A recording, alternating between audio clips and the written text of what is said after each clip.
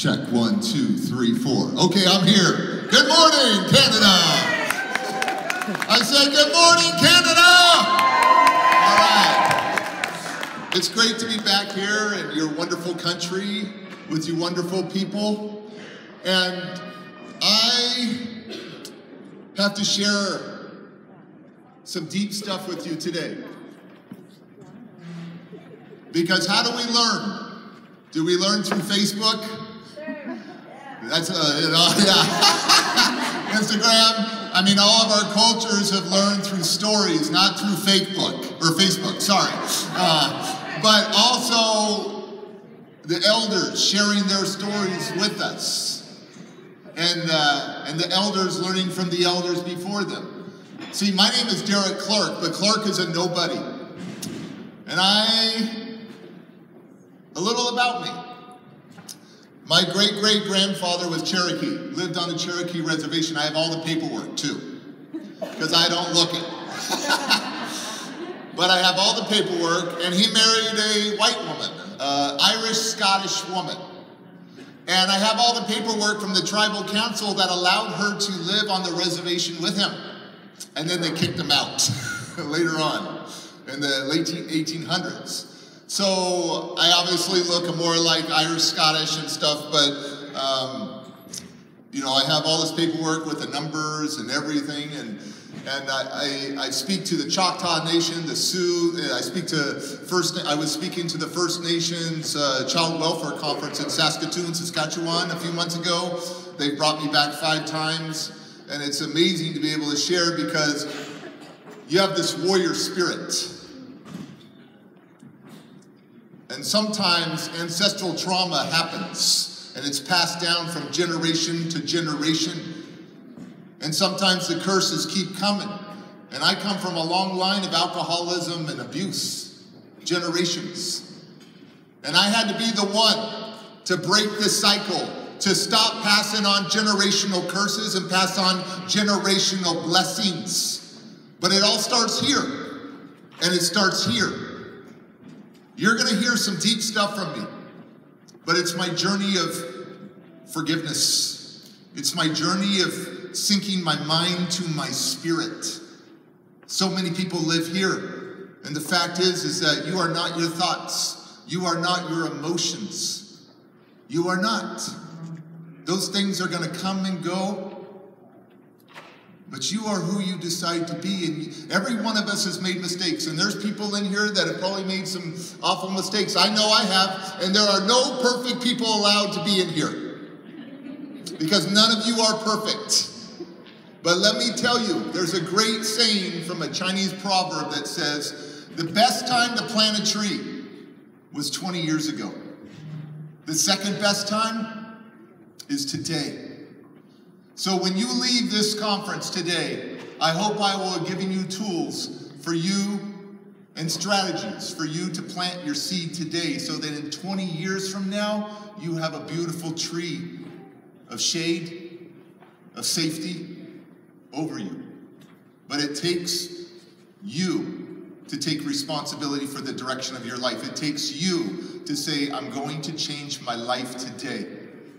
Today. And I'm living proof that you can change your life. See, I'm not perfect. I've made a lot of mistakes because that's the way I was brought up. And then when you know better, you do better. So, here we go. Now, before I really get into it, I need to point this out. If you don't heal what hurt you, you'll bleed on people who didn't cut you. The greatest investment in this world is not your bank account. I learned that. It's not your car. It's not your house. The greatest investment in this life is your children. The greatest investment. And so we sometimes accidentally or sometimes purposely bleed on our children. And what that does is perpetuate the generational chains, the generational bond, the generational cycle. And we have got to learn not to bleed on our children anymore. You're going to learn a lot of stuff about me today that my own children don't even know. I have an 18-year-old, 16-year-old, 14, 9-year-old and a 10-year-old. 3 teenagers in my house. My gosh, it's crazy.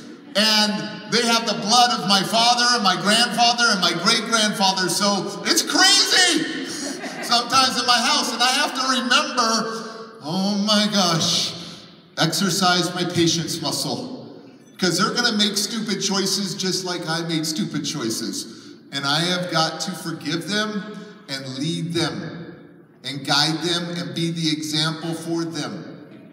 So, you may be triggered today. You may be emotionally upset.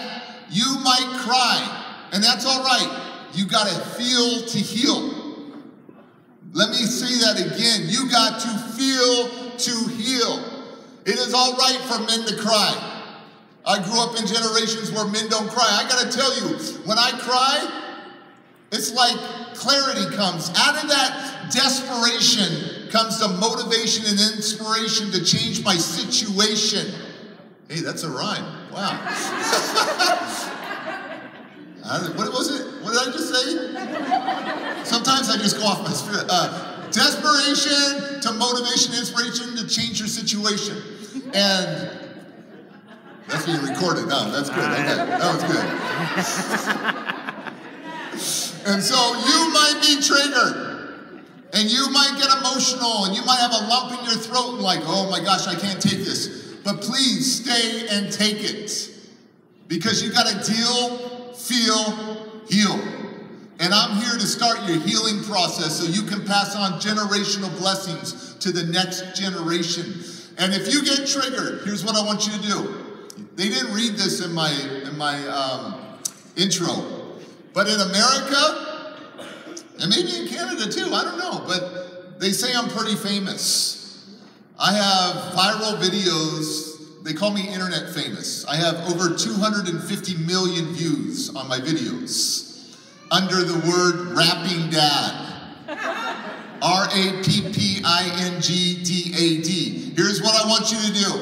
If you feel triggered, I want you to start writing. Write. I want you to write me. You can just write me if you want on my social media. Send me a DM, a direct message. Under Rapping Dad, you'll see on Facebook my little celebrity blue check mark next to my name, or Instagram, and you type in Rapping Dad, and if you're triggered during anything, pour your feelings out to me. I will respond. But here's the key word you got to put. The first word, because I have lots and lots of followers, the first word, put Canada, so that when I'm scanning my messages tonight, I'll be able to see all the code words.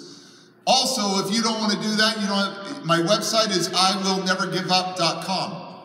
You can press the contact button and write to me a message. It will go to my email. Or third, you have paper here. You can write on the paper and you can anonymously, if you'd like to, just to get your pain out.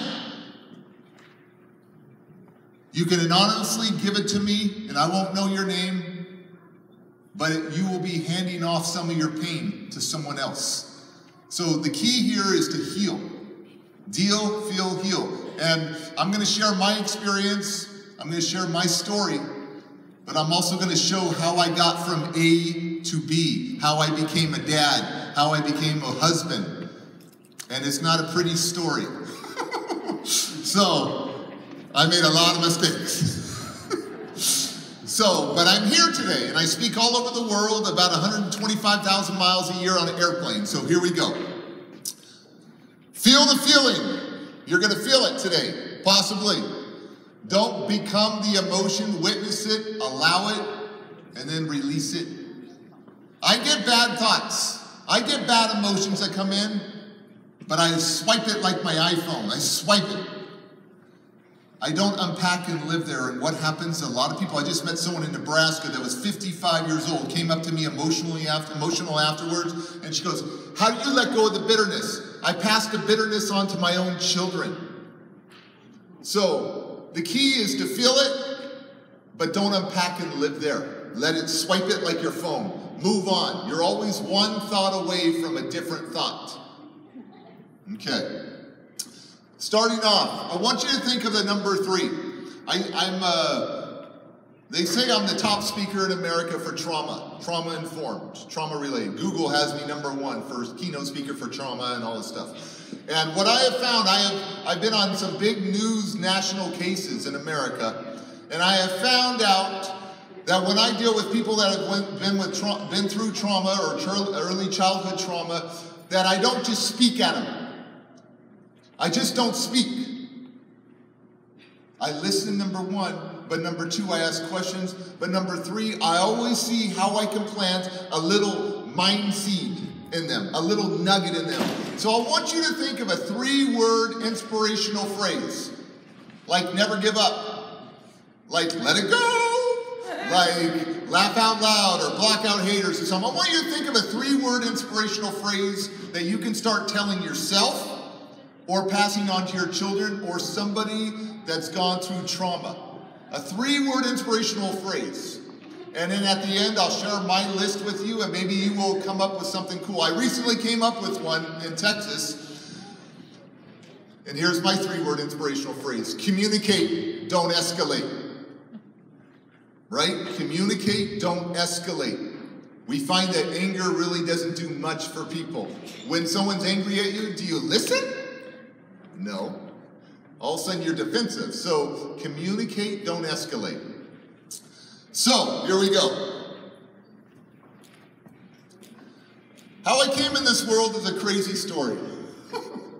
It's a crazy story. You know, my mom had been sexually abused by men in her past. And so it was with grandma, generational. This is what she thought how she should be treated, because this is what she mirrored, this is what she witnessed from generations before. And my mom had been sexually abused and got pregnant by this man who forced himself on her. And he said, when she told him, I'm pregnant with your kid, he says, you better go get an abortion. If you don't get an abortion, I'll kill the kid myself. So 3 months, no abortion. 6 months, no abortion. 7 months pregnant. My mom is waitressing at a restaurant in San Diego, California, doing her job, waiting tables. 7 months pregnant. You got a nice bump there. And I'm enjoying myself, swimming in the amniotic fluid and the warmth of my mother's womb. I like to think positive, how I'm about to come in this world. And my mom is just doing her job, and my 6'4" dad comes into that restaurant in a fit of rage because she didn't get an abortion. Comes in that restaurant, so angry, grabs my mother by her long blonde hair, whiplashes her to the floor, drags her back into the kitchen in front of everybody, and continues to stomp on her stomach over and over again to kill me, to abort me. But I lived. I freaking lived! Thank you.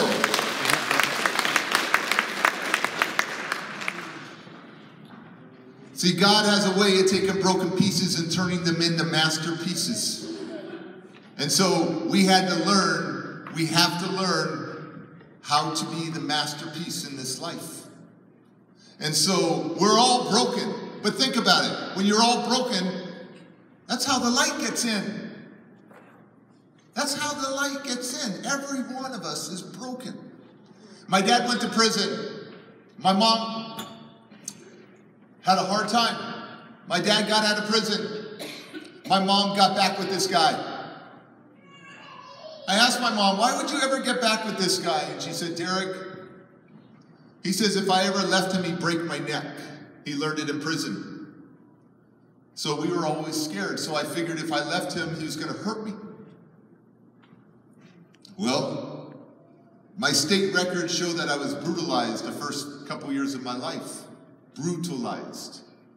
My mom finally had enough courage to run away. I have an older sister who's 10 years older than I, from a different dad. And we run. My mom dropped out of high school. She has a 9th grade education. My dad dropped out too. So there's no education there. There's no resolving concerns. There's no communication. There's only abuse. We live in a park in El Cajon, California, right down below San Diego, with other homeless people. I'm about 3 years old. She puts me in a stroller that she found in a dumpster. We have no money. We're living in the park with other homeless people. She finds a stroller in a dumpster with 3 wheels. One wheel is broken off. She puts me in the stroller. She's pushing me around, begging for money. She gets $2. We're so excited. We can go have a hamburger. We go to McDonald's and we split a hamburger 3 ways, and that's our Christmas Day meal. We go live in this 1-car garage, this yucky 1-car garage, all 3 of us. And my mom started communicating with my dad again. My dad came into that garage drunk with a wine bottle, threw the wine bottle down. It shattered, picked up a broken piece of the long part of the neck of the wine bottle and says, I'm going to kill this kid. I'm not paying child support. And as he's walking after me, my mom's screaming. She jumps in front of me, slices her neck. She has a scar to this day. My sister is jumping in. Everybody's just screaming. The neighbors call the police. And that's the last time I ever see my dad ever again. You know, something like that you think is a real curse. But later on in life, when you process it as an adult, you realize that was a great blessing he never came back. Because I wouldn't probably be standing here today. And so, my mom hooks up with another man, and she told me to my face when I met her years later, that she goes, I needed to find a guy that had money. We had to get out of this garage. And we moved up to the San Francisco Bay to move in this guy's house. My mom marries this guy, and he's my new stepdad. And he pretends like he likes me. And it's going from like a garage from an iPhone 4 to the house is like an iPhone 10. It's like my life is in color. It's just HD, Ultra 4K. I'm like, wow, I got toys. I got everything that you think a kid would want. But I don't have love. They did lots of bad things to me in that house. This kid right here has been through so much. It's interesting. He was 5 years old. That's me at 5. Every time my kid turned 5, one of my sons or my daughter turned 5, I cried. That was the pivotal point in their life. I just cried. Because I couldn't believe that my parents would just give up on this cute, adorable little kid and wouldn't change their lifestyle, wouldn't change their actions, and I would have to pay the price for my parents' mistakes for years, my parents' choices. This kid has been brutally abused. And I want to share just one story with you about some of the abuse I endured. I have lots of scars on me, but I want to share one story that changed my life for many years, changed my mindset for many years. See, at 5 years old, my favorite word was the F word. At 10 years old, it was my favorite word. At 30 years old, it's my favorite word. At 40 years old, it's my favorite word. You know, I mean, like, it was bred inside of me to swear at such a young age, and that was my words. So it was not uncommon for me to say F you to anybody. And 5 years old, I get kicked out of kindergarten because of my mouth, because of my violence. And I remember I was playing in the front yard with these green and blue and red lawn darts. They're like these big lawn darts. And you throw them up in the air and the darts come down in the grass. They're illegal now in America. They were banned in 1989. But they were dangerous. And here I was, 5 years old, playing with these. And my mom says, come inside and clean up. And I say, F you to my mom. And she says, oh, you will never say that again to me. And I say it again to her. She pulls me in the house. And I'm thinking I'm going to get a spanking or a whooping. But no, she grabs me so aggressively, takes me up the stairs. Halfway up the stairs, I'm holding on to the black stairway. And I look down in the living and kitchen room, because I can see it, kitchen and the living room area. And I see yellow Coors beer cans everywhere. And I'm thinking, oh my gosh, this is not going to be good. She drags me up the stairs, she throws me in the bathroom, kicks the door shut, turns on the hot water to the sink. She proceeds to tell me how bad of a kid I am. She says this many times to me, I'll never forget. You're the devil, Derek. You're the devil. You're just like your dad. why did I have you? And she's screaming at me, and then all of a sudden she takes my left little hand, 5-year-old, and holds it under that hot water as I scream for my life. No, Mom, I'm sorry. I'm sorry. She lets me go, and I remember holding my hand and looking in the mirror and seeing the reflection of the most angriest person I've ever seen. My mom. My mom who's supposed to love me, guide me, protect me, tell me how great I am. She snaps a second time. She grabs my left little hand, holds it under that hot water a second time as I scream for my life, which felt like an eternity. When she finally let me go, I'll never forget this image. All the skin came off in one big clump in that sink. And not only did she burn my hand, ladies and gentlemen, listen, not only did she burn my hand, she burned into my heart. She burned into my soul. She burned into my spirit, into my mind, that I was a bad kid, that I had no value. She bandaged me up, and a few months later, her and my dad loaded me up in a car, and we took a drive, and we got to this big building, and we walk in, and my mom and my stepdad are talking to a few people, and then a guy in a white coat said, "Derek, come with me." And I look at my mom, and I don't ever remember my mom saying, "I love you." I don't ever remember my mom reading me Goodnight Gorilla, Go Dog Go, Berenstain Bears, The Wild Things Are, all these, Dr. Seuss, nothing.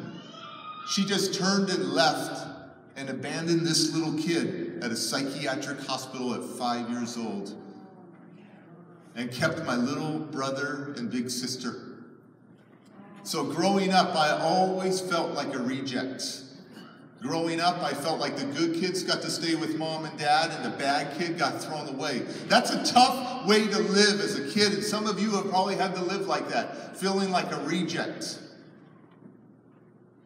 But that rejection sometimes gives you a new direction to find a better path in your life.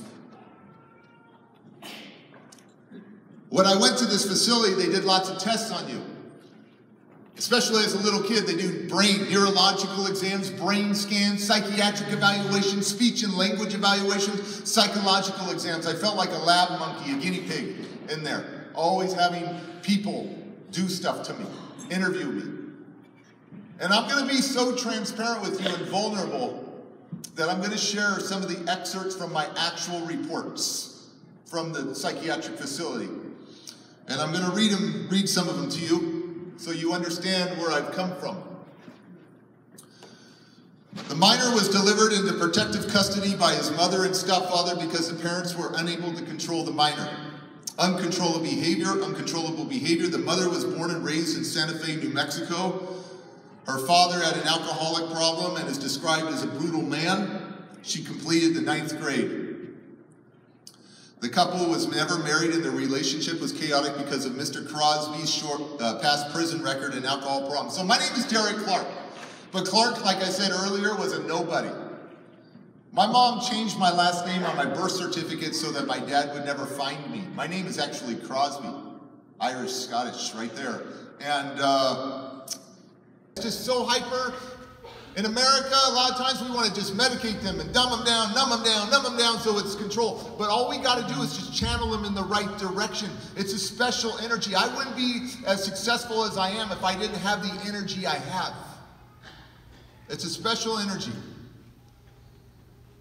He is highly anxious, hyperactive. He loses contact with reality frequently and perseverates, fantasizes, and makes bizarre comments. I still make bizarre comments. This can happen without warning and in the middle of a task. The anxiety also manifests itself in sudden poor visual perception and in poor visual motor coordination. The source of Derek's emotional disturbance lies within his first year of life. Even prenatally, Derek was in trouble because of the RH factor. Then labor had to be induced because of the situation. And I was a forceps delivery. So they get these big old tongs and pull you out. And that's why I probably got a big head now. I don't know. And labor had to be induced, okay, right? And I was anemic and was abused by one or both parents. Therefore, the nature of his conflicts is a failure to develop any positive relationship with his mother, father, or with the world. As a side effect, Derek probably never allowed him to fulfill his oral needs, at least never in a positive, gratifying manner. The failure to allow Derek the chance of a positive relationship with reality resulted in two things. First, he started to view as the world as hostile and helpless. Dangerous, I'm sorry. Second, his helplessness in the situation caused frustration and anxiety, which probably led him to withdrawal. This would explain Derek's severe anxiety, which permeates his behavior. See, I didn't grow up on the traditional way, love. I didn't grow up on love. I grew up on survival. That's a totally different way of living. Survival. Derek is a 6-year-old boy with potentially average cognitive abilities. However, his severe emotionally disturbed state of mind interferes with his overall functioning and prevents him from developing along a normal pattern. During his first year of life, he was the victim of child abuse. As a result of both abuse and accompanying hostility, Derek was unable to experience a positive relationship with his mother, the father, or with the world. Derek is a small, blonde youth who is described as hyperactive and emotionally disturbed. The child enrolled in kindergarten in September, and attended only for 1 month, and that he was unable to settle down to class routine. He would not obey the teacher. The boy is not overtly psychotic, but there is indication of this potential. The child laughs inappropriately. I still laugh inappropriately. And shows much anxiety. Is very suspicious of people. I wonder why. And holds back if fearful of making a mistake. He does not recognize words such as dog, boy, and cat. My IQ is about a 2-year-old, they say. The doctor also interviewed Mr. and Mrs. Armitage, so that's my mom and my stepdad. He described Mrs. Armitage as a victim of a destructive family and a brutal father. So I have compassion towards my mom now. I didn't have for years, but my mom is one of 6 kids that grew up with an alcoholic mother and father, brutalized. And my mom ran away at 14 and never came back. So basically when she finished 9th grade, she was gone. Derek was a difficult placement as he had many serious emotional problems. He had little control over his emotions, was very physically aggressive, hurtful, and hyperactive. He was encopretic and enuretic. So does anybody know what encopretic and enuretic behavior is? Put your hands up if you know. Okay. So encopretic, good thing you're not eating right now.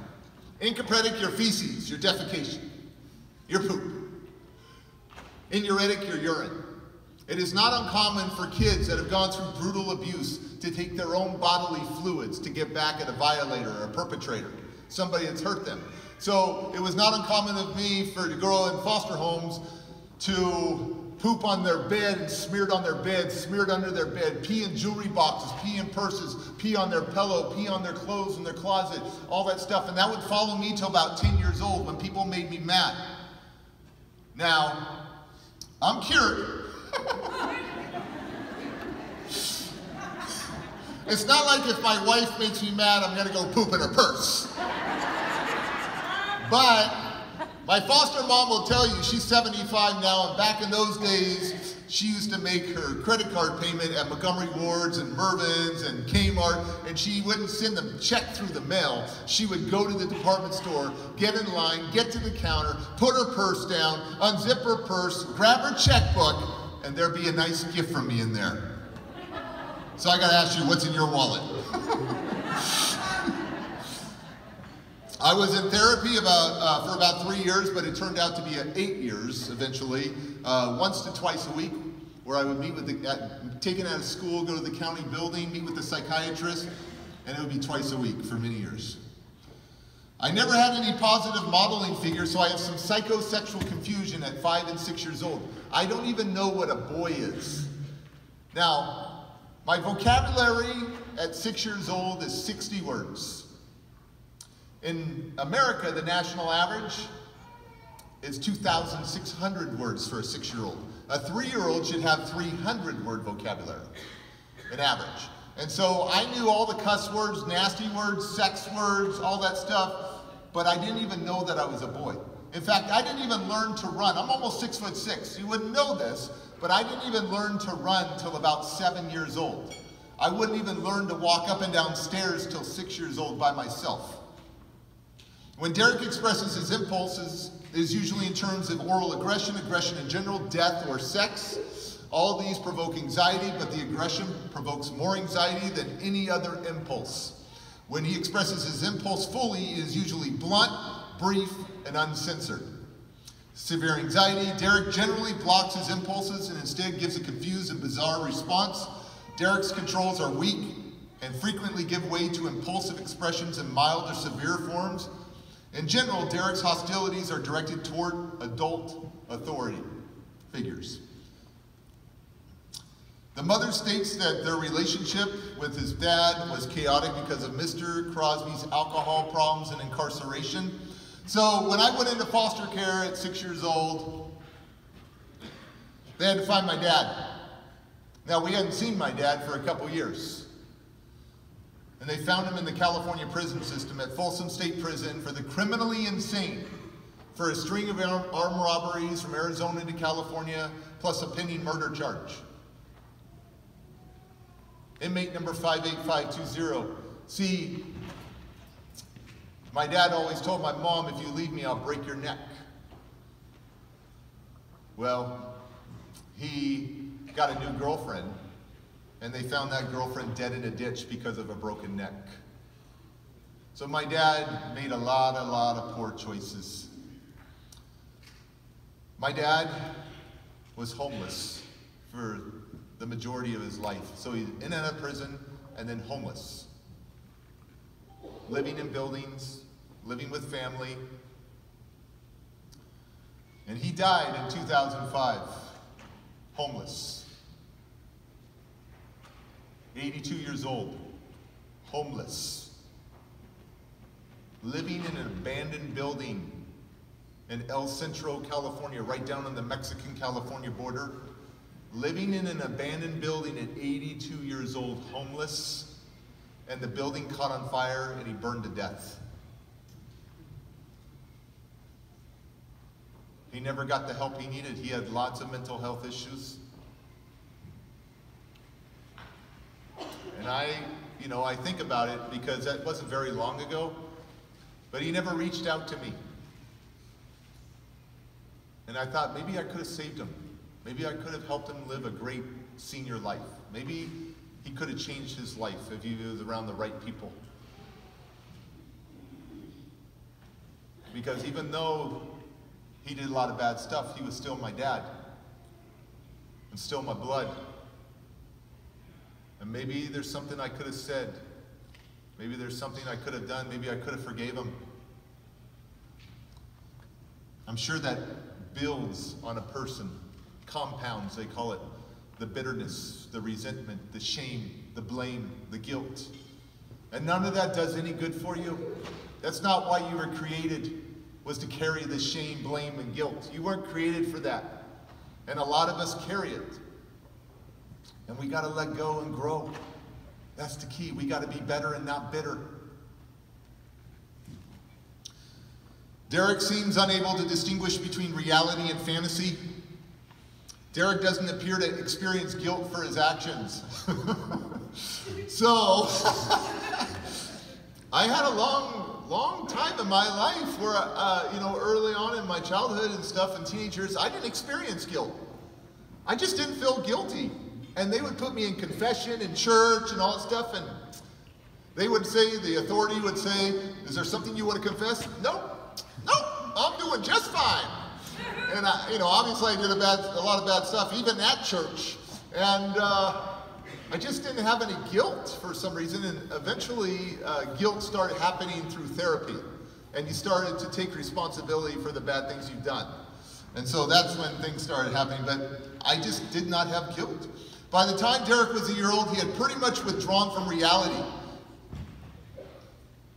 Mr. Crosby, my dad, was in an institution for the criminally insane. My mom expressed fear for her own safety if my dad was let out or if he knew where her whereabouts were.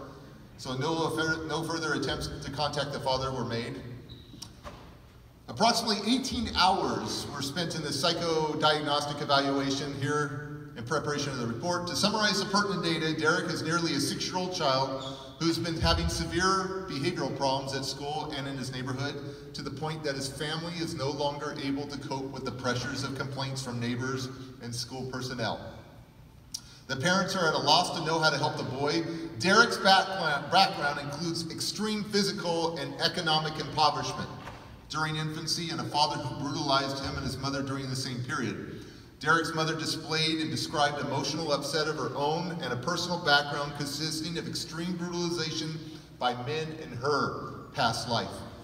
She expressed concerns that Derek's behavior problems were a reflection of innate characteristics inherited from his natural father. The speech and language evaluation suggests the likelihood of specific learning and language problems. So they transferred me from the psychiatric facility to a shelter for unadoptable kids. So I wasn't adoptable. And they had a shelter for adoptable kids, but guess where the shelter for unadoptable kids was? In a building behind Juvie, the Youth Detention Center. And so that's where we would have to stay and hopefully find a foster home that would take a high-level kid like me. So I'm at 118 days at this facility, and it basically says that special placement problems. So to find me a foster home, I got special problems, right? Hyperactive, emotionally disturbed youngster. Neurological tests indicate mild mental retardation. Minor is having difficulty adjusting to school. The results of the evaluation indicate that Derek would not function satisfactorily in a 6th grade setting. School placement should be carefully selected. The child needs a program where he would receive emotional support, individual help, gross and fine motor training, and language therapy. This may be available through an educationally handicapped program. Gross and fine motor training and language therapy should be arranged. So having a speech therapist, learning new words because my vocabulary was very small, and learning how to run and walk upstairs. As an alternative to restoration, they requested that Derek be referred for adoption. However, the adoptions department was unable to accept this referral based on the severity of Derek's emotional problems. So when you meet a kid like me, you have to ask yourself, what is the deeper issue? Their outside world may be a reflection of their inside world. And that's how it is even as adults. If you can't get your inner life together, your outside world is not going to be much better. So we have to look at kids beyond their behavior. The behaviors are a story that children may not be able to tell in any other way. We need to focus on connection, connection, connection. Sometimes it's about connection versus correction. Sometimes it's about alliance versus compliance. Sometimes that kid just needs you and to be that positive modeling example. I've heard nightmare stories from adult children because a lot of people share their stories with me. I've heard nightmare stories of their parents were dictators to them. Just always on them, on them, on them, on them. But there was never any love, never any connection. I recently met a lady who was 54 years old, and I was speaking for the gazillionaires, I call it. You know, these are multi-millionaires that have so much money. There was a line of them that came up, and she was crying. And she makes about $40 million. And I'm wondering, you know, because you think, well, she has all the money, she has all this and all that, why would she be crying? And you know, I said, what's going on? And she goes, Derek, I just miss my mom. I just miss my mom. And you think, wow, she has everything, right? But I go, what do you mean you miss your mom? She goes, well, I was raised in a very wealthy home. And I was raised by a nanny. My mom never spent time with me. And I just wanted my mom's love. Remember, everybody has a story. Even when you think they don't have a story, everybody has a story. We have to focus on connection with these kids. If labels are hastily assigned, quickly assigned, right, as an explanation to a child's development and behavioral responses, he or she is at great risk of growing into that label and becoming the disorder itself. The key word here is hastily assigned. Sometimes you can put a kid with a professional for 2 hours and they already have all the diagnosis. And that's why we got a lot of misdiagnosis. Because here's a very, very powerful story. I was speaking in Kansas. 2,000 people there. The line was like 45 minutes long of people that wanted to meet me. At the end, this guy jumps to the front, gives me his card and says, I need to talk to you. Will you call me? I go, sure. I call him. He says, oh my gosh, Derek, your keynote was awesome. You're a great speaker. And he's buttering me up for like a couple minutes. And I'm like, uh-oh, he's about to drop a bomb on me. Something's going to happen. And he goes, hey, I just got to ask your opinion. I'm like, okay, here we go. I got this 9-year-old daughter that we adopted at birth. And she's been awesome for 8.5 years, but the last 6 months she has been hell. And we're actually thinking of getting rid of her now. And I'm like, what? No, you don't give up on a kid. He goes, well, Derek, we can't handle her. I go, but for 8.5 years she's been awesome. Yes. We have her in therapy, Derek. Turns out she has all these disorders. We got her on medication, but she's still having a lot of issues at school and at home. I go, wait, okay, tell me the dynamics of your family. Oh, I got a 2-year-old biological son, and I got a 17-year-old biological son. I've been married 18, 19 years or something. I go, okay. And I believe I'm connected to a source that feeds me information. And I get this information, and I tell the man, I said, watch your 17-year-old son. He goes, what do you mean by that? I go, I'm just supposed to tell you, watch your 17-year-old son.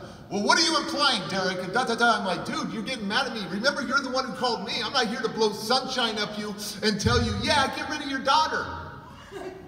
And he's like, well, and I'm like, just watch your 17-year-old son. And he hangs up, and he's upset at me. I'm like, okay, whatever. Couple of months goes by. I get a phone call from a man sobbing. Can I talk to Mr. Derek Clark? And I go, yeah, this is Derek. And he goes, I don't know if you remember me. I was the one that was going to get rid of my kid, my daughter. I go, yeah, whatever happened to her? He goes, that's why I'm calling you. My 17-year-old son's just been arrested. He's been molesting my daughter. Now, what if nobody knew for that 9-year-old little girl? Because a lot of us won't even share it till maybe we're adults, 40, 50 years old. Some of us may keep it in for the rest of our lives. What if nobody knew? And all of a sudden she grows into these disorders because nobody knew. When realistically, a lot of these kids in care aren't bipolar, aren't major depressive disorder, aren't ADHD, because I can prove next to a DSM-5 what organic looks like and what trauma looks like. And what most of us have is PTSD. That's what most of us have. And we don't know how to process it as a child when we're going through all of this abuse. So how do you expect our behavior to be? Real happy? No. We're going to act out. And it's up to the adults to help read this behavior and help change our mindset and help us heal. It's up to the adults because the greatest investment that we have is our kids. Now, I'm at this shelter. It's called Snedeker Cottage, Shelter for Unadoptable Kids, and I am waiting for a foster home. And it's not fun in this shelter. And I go to foster home after foster home, and then 8 other foster homes don't want me because I have all these behavioral issues. And I'm out of control.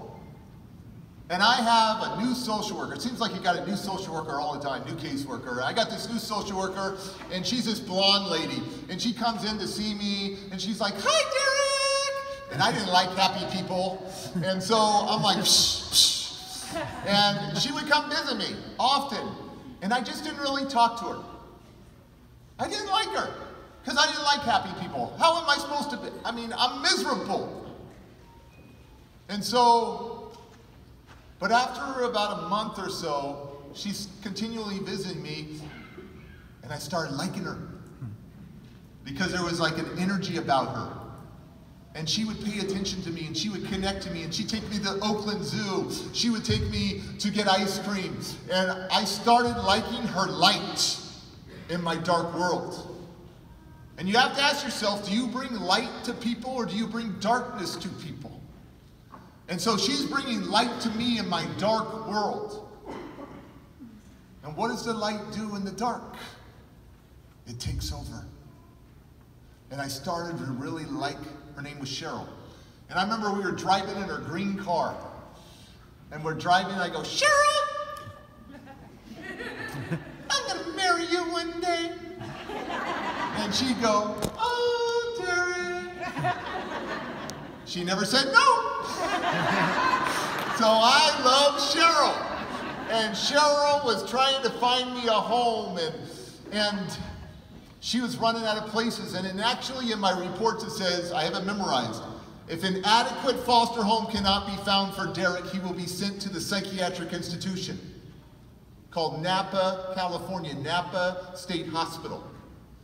And so she's trying to find me a home, and then she gets me a foster home. The Browns, I'll never forget them. They have white hair, and I'm this little kid. I go, "You guys are old. You want me?" They go, "We're going to take care of you and love you." And so I go to their home, and I only last a couple months with them, and then they drop me back off.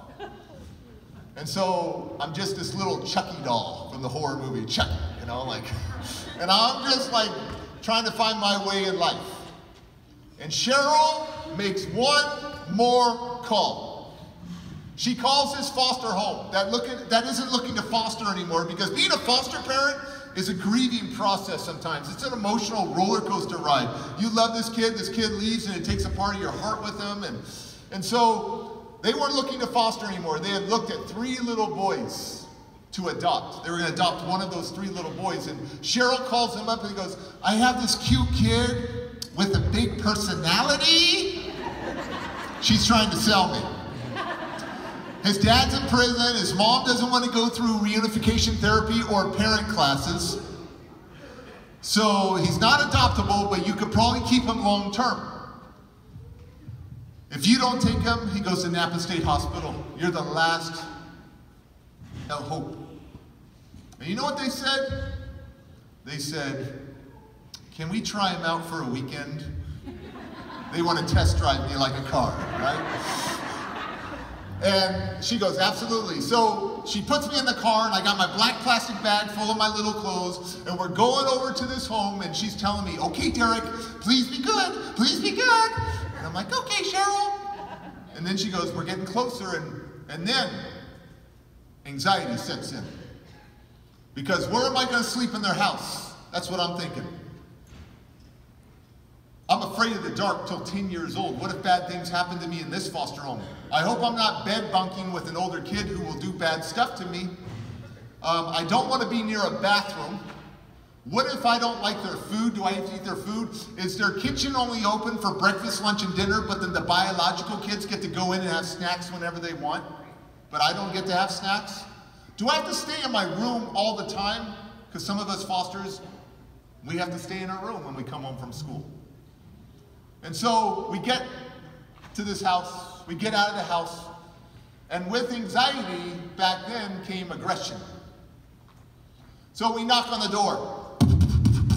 The door opens, and this man and woman go, "Hi, Derek, how are you?" And I didn't like happy people again at that moment in my life. And I go, "Psh, how you know my name? How you know my name?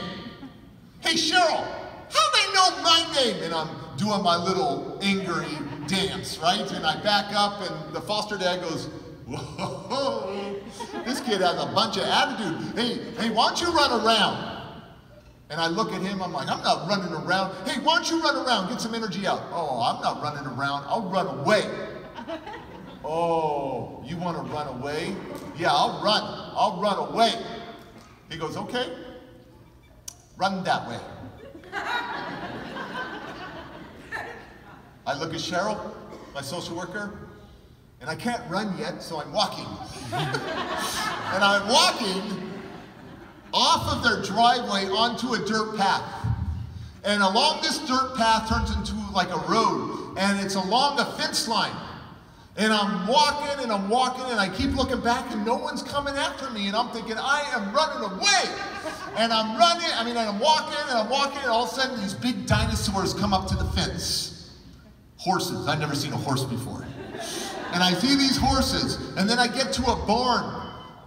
And there's a bunch of horses behind the barn, and goats, a lot of goats, and rabbits. And they ate their rabbits, they milked their goats, they had pigs, they ate their pigs. And then the king prize for any little kid, a bunch of chickens in a chicken coop. And that whole weekend you found me in one place, the chicken coop. Because I love birds. Birds to me were a sign of getting out of this life, getting my wings and flying away. And I would go in that chicken coop, and the chickens would scatter. What do you think I'm trying to do? I'm trying to grab them. And this one chicken, she's not scared of me. She's doing her little chicken dance. She's like, right? And I set my butt on the ground, and we're talking to each other.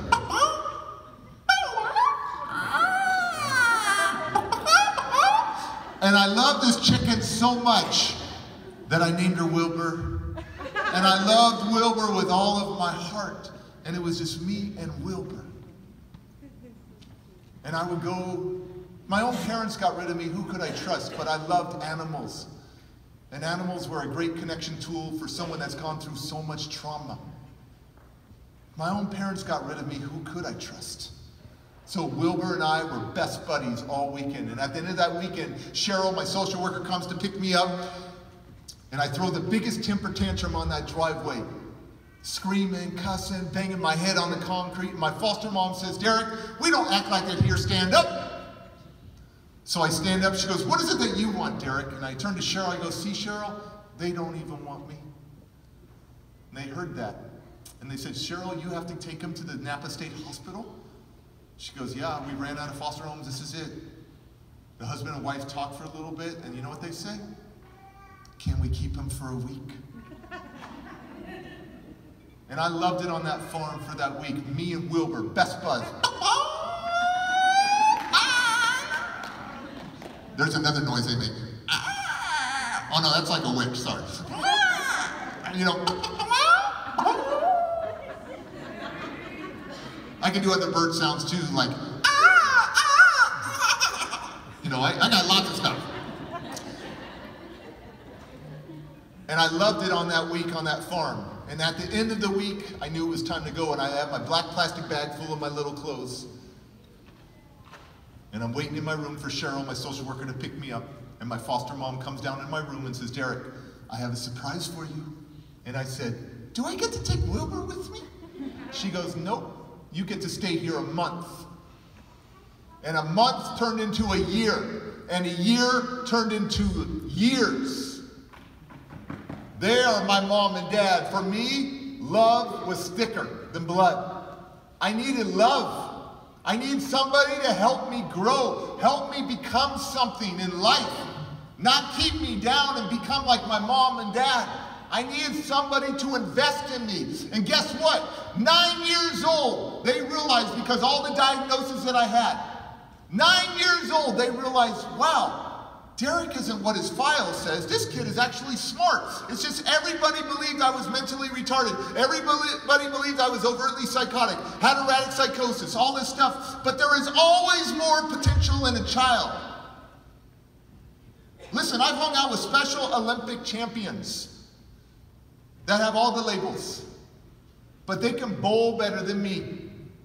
They can run faster than me. They can shoot a free throw basketball better than me. So somebody told them that they're worth it.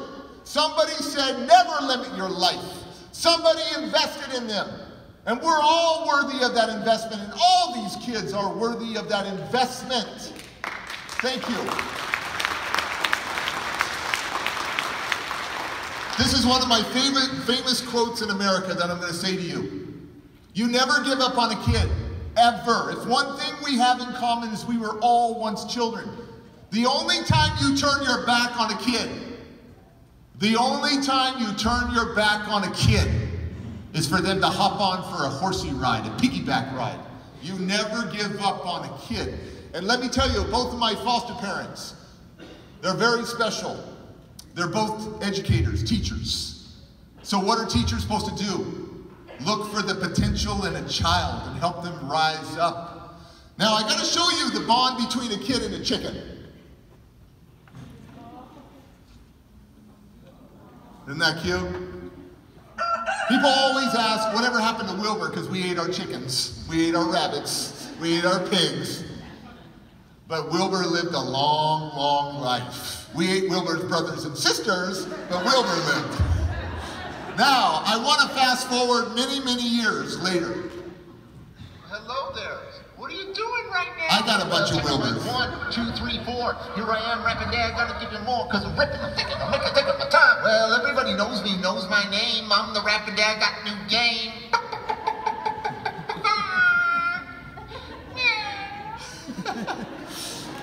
So, yeah, thank you. So, now I live on a ranch, and I've got horses, and I've got a lot of chickens, and I'm cleaning chicken coops, and I'm having a great time, but they're my buddies. And you just give them a bunch of mealworms, and they love you. So, when you get a kid like me, it is very normal to say this: what is wrong with this child? But we should be changing our vocabulary to what has happened to this child. Instead, we need to focus on that. Instead of focusing on what's wrong with the child, focus on what's right with the child. We build a relationship. We build a relationship, connection, connection, connection. And we focus on the assets of the child versus the deficit of the child. So I played a lot of sports. And my best coaches would say to me, Derek, what are you good at? And I tell them what I'm really good at basketball, at soccer, you know, all that stuff. And they go, okay, let's just keep focusing on that. And they would focus on my strengths, because what does that do? That builds my self-esteem, number one, but also it does point out where my weaknesses are. And I don't have to have anybody tell me what my weaknesses are, because when you have confidence, you want to work on your weaknesses. You want to work on your weak points in the game. And life is a game. And we've got to start working on our weak points. I call it my inner wealth. Society has shown you through social media, through TV, through news, through advertisements that you should be this way. You should look a certain way. You should dress a way. You should have a certain car. You're being programmed all the time. And you got to go work out 2 hours a day at the gym and work on your biceps and your triceps and your your quads and your calves and your butt now and all this stuff, right? But nobody's really telling you to go work on your inner fitness. So we're working on our outside, trying to get our bodies in shape, but how many of us are working on our inner fitness, our inner wealth? All right, great, thank you for holding your hand up. Okay, good, okay. So there's a lot of muscles that you may not understand that you have. Yeah, you got your biceps and your triceps and your shoulders and your glutes and your abs, but how many of you are working on your patience muscle, your determination muscle, your perseverance muscle, your integrity muscle, your endurance muscle? See, if you don't work on those muscles, you're not going to handle stress really good. You're not going to handle escalation really good. You're not going to handle arguments really good. You're not going to handle a screaming baby real good. You got to start working on the first thing, which is your patience muscle. Now, let me tell you how strong my patience muscle is.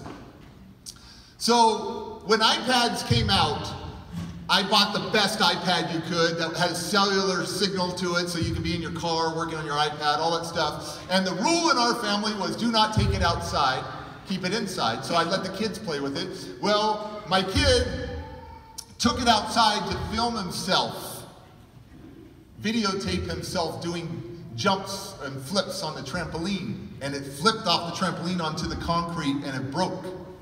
And my little son comes in and says, Dad, Ozzy broke your iPad. Dad, Ozzy broke your iPad. And I'm like, what? Why is it outside? So then Ozzy comes in. He's like 10 years old at that point. He comes in. He's like, Dad, I'm sorry. I'm sorry. He's crying and it's all smashed in the corner. It's totally cracked screen. And I go like this. Oh my gosh. At least you're healthy. Because I had to change my mindset right then. I had to change it. Because it was an easy thing for me to go get on him and be pissed at him and why'd you do this? Why'd you do that? I mean, I did it a little bit, but then I said, we got to find a solution. We got to find a solution. I focused not on the problem, but focused on the solution. And a lot of people just get sucked into the problem, and that's just their life is a problem all the time because they don't ever think about a solution. They're just a behavior loop, just caught in problems all the time. So you have to find the solution. You have to think, okay, I'm a solver. I'm a solver. I resolve conflict. I have a smart brain. I can figure this out. And I guarantee you, you will get through your stress. You will get through your problems so much quicker than if you keep holding on to your problems. You just don't resist it anymore. You almost like think of it as if you chose that problem. And then you go, instead of why me, you go, ask the question, not why me, ask the question, now what? And it puts you in this moment, in the present moment. Why me is poor victim mentality, poor me, poor me, poor me. And you'll carry that for years. And guess what? The questions will never be answered because you keep perpetuating the why me with more negative stuff in your life. And so I challenge you to say, what now? And then it puts you in the moment and you start working on resolving the issue. And so I said to Ozzy, my 10-year-old, okay, we gotta resolve this. So I call Apple, it's gonna be like $350 to repair it. And then I call a cellular phone place that says they can probably make it work for $110. So I get in the car with Ozzy and I say, Ozzy, am I mad right now? He goes, no. And I go, remember this moment. So when you have kids one day, you remember this moment. You did something bad. You disobeyed. But did I beat you? Did I hurt you? Did I hit you? He goes, no. And I go, remember this moment. So when your kids, my grandbabies one day, and they do something like this, and when you want to get out of control, remember you can control your mind. You can. You're going to have to snap into a new mindset real quick. But don't be doing this to my kids. I've set the example, the positive modeling example. So, you got to focus on the assets of the child. Another thing, after a traumatic event, you feel like you can't I call it DTA, don't trust anybody, because they don't understand what you've been through. This is why it's so important to connect and share our story of vulnerability. Every one of you has a story. And here's the key, right here. Your story, listen to this, your story may be the key that helps another person unlock their prison. Your story may be the key that changes someone's life. We all have a story. And a lot of us in this world are locked in our own self-imprisonment. And we feel alone. And we feel like, oh, there's no other parent like me. Or I'm the worst this, or whatever negative thing you have, you're not alone. There's a lot of us that wear masks. but we're all pretty much the same underneath. We all have had conflict, we've all had parental issues, and we've all come from maybe some generations of bad stuff that's happened and it's been passed down. But it's up to us to break the cycle. Before I take a break, I want to go into here. The key is to build a connection, a relationship to the child, with the child. This makes them feel safe, secure, and respected. Have eye contact with them. Use your caring voice, even when you don't want to. Use your caring voice. Think about this. A lot of kids come from toxic, chaotic environments where their parents are always yelling at them, which we know doesn't really work, because if you keep yelling and saying the same lectures, it's not working. It's not. You got to change your approach. Try to find a different way to connect. If you have to say the same thing to your kid all the time for like 3 years, that's the definition of insanity. Think about it. It's not working. Change your approach. And I'm going to give you a bunch of different approaches today. But have eye contact with them. Listen to them. They may have come from a chaotic environment and are in fight or flight mode. Survival mode is very, very stressful. So don't dismiss them or their feelings. Don't shame them. Don't ignore them. Don't have an attitude with them. Be compassionate and empathetic. If we intervene early on in these children's life, we may be able to save them from medicating their pain with drugs or even suicide. I was in a different province of Canada, and I remember this young little girl, 13 years old, came up to me. I was speaking at a First Nations conference, and she came up to me and said this, "Mr. Clark, I want to be just like you. I want to be a motivational speaker." And I'm like, "Oh my gosh, you do?" And I just sat down at the table with her, because I mean, hanging out with kids, and you can learn so much from kids and teenagers as well if you're open to it. And I'm talking to her, and I'm telling her how I became a motivational speaker, and what books I read, and what I do. And then I noticed a scar. So she's 13 years old. Maybe it looks like she's 9 or 10. But I noticed a scar right here. And I go, "Hey, let me see your wrist." And she goes, "Okay." And she shows me her wrist.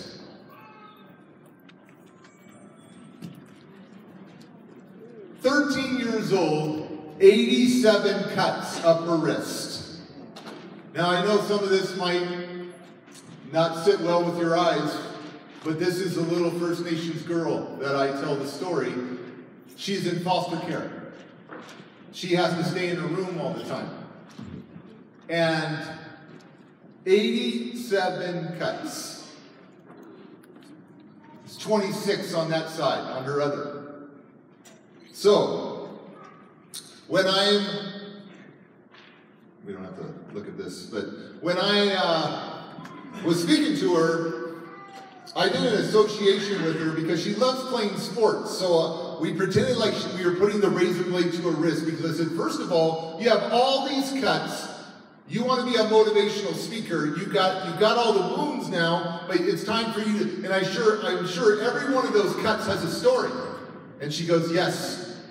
And I said, "It's now time for you to accumulate stories of hope, though, so that you could be a hope dealer." And she goes, "Oh, wow, I never thought of it that way." I go, "You already have experiences. How can you take the experience, a disadvantage in life, and turn it into an amazing advantage? How can you turn a tragedy into a triumph? How can you turn the mess into a message?" So I started working with her. And I took a picture of it, because the reason why I took a picture of it is because I wanted her to send me a picture of her wrist a week or two later, to make sure that she doesn't have any new cuts. So I did this association with her because she loves playing sports. She likes playing soccer and volleyball. She's a forward in soccer, so she loves to score. So what I did is I pretended like we had a razor blade that she had in her wrist, and I said, "Now put the razor blade to your wrist." And she has it to her wrist, a fake, obviously, imagined razor blade. And I said, "Now, tell me what it feels like to score." in soccer. And she goes, oh my gosh, it feels so good, Derek. And her body language changes. And I go, wait, keep that right here. Tell me, what do your teammates do when you score? Oh, they come and give me a hug. Okay, we'll put the razor blade next to your wrist. Now, what is it like to play volleyball when you score? Oh, it's amazing, Derek. I love to score. I love to be the leader. I love all this stuff, right? And I go, I just wanted to point out to you that I told you to keep your razor blade near your wrist. But what happens when you start telling me about your life and the good things in your life? What happens? And she said, oh, I get it. I go, so remember when you share and be the hope dealer, the never give up kid, you're still alive. Nobody can destroy you but you. Nobody can destroy you but you can turn it all around right now. 13 years old, 87 cuts. You can turn it around and be such a leader for other 13, 14, 15, 16, 17-year-olds, even adults. She sent me a message on Facebook saying her life's going in a great direction, and all I did was spend 20 minutes with this young girl. Because I've realized that I have a gift, that pain attaches to pain. My darkness, I go in, I call it going into hell. Okay? But I'm coming into hell in the flames with a bunch of buckets of water, trying to help the next person suffering, and then I know how to get out of hell real quick, because I don't unpack and live there. But I'm going back in to help. That's a hope dealer. Not a dope dealer. Not a dream stealer. Not a hate dealer. A hope dealer. And here's an acronym for hope that I gave, that I made up. Hope. Helping one person every day. That's how I live my life. When it becomes helping one person every day, then it becomes helping other people excel. We have got to help the next generation, and how we do that is by sharing. Sharing. You don't have to share everything, but sharing some vulnerability to let them know that you're not perfect, because there's no perfect people here. So, a lot of us have gone through trauma, and it's really PTSD from the trauma. Dr. Bessel van der Kolk said, long after a traumatic experience is over, it may be reactivated at the slightest hint of danger and mobilize disturbed brain circuits and secrete massive amounts of stress hormones. This precipitates unpleasant emotions, intense physical sensations, and impulsive and aggressive actions. These post-traumatic reactions feel incomprehensible and are overwhelming. Feeling out of control, survivors of trauma often begin to fear that they are damaged to the core and beyond redemption. And I'm here to tell you, everybody is worthy of redemption, but you gotta work for it. You ever heard of that movie, Rocky Balboa, Rocky?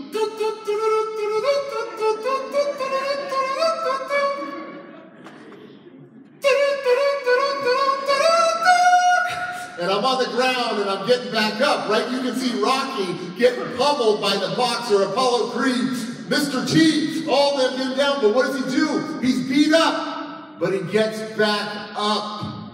He gets back up. That's how you have redemption. You gotta get back up.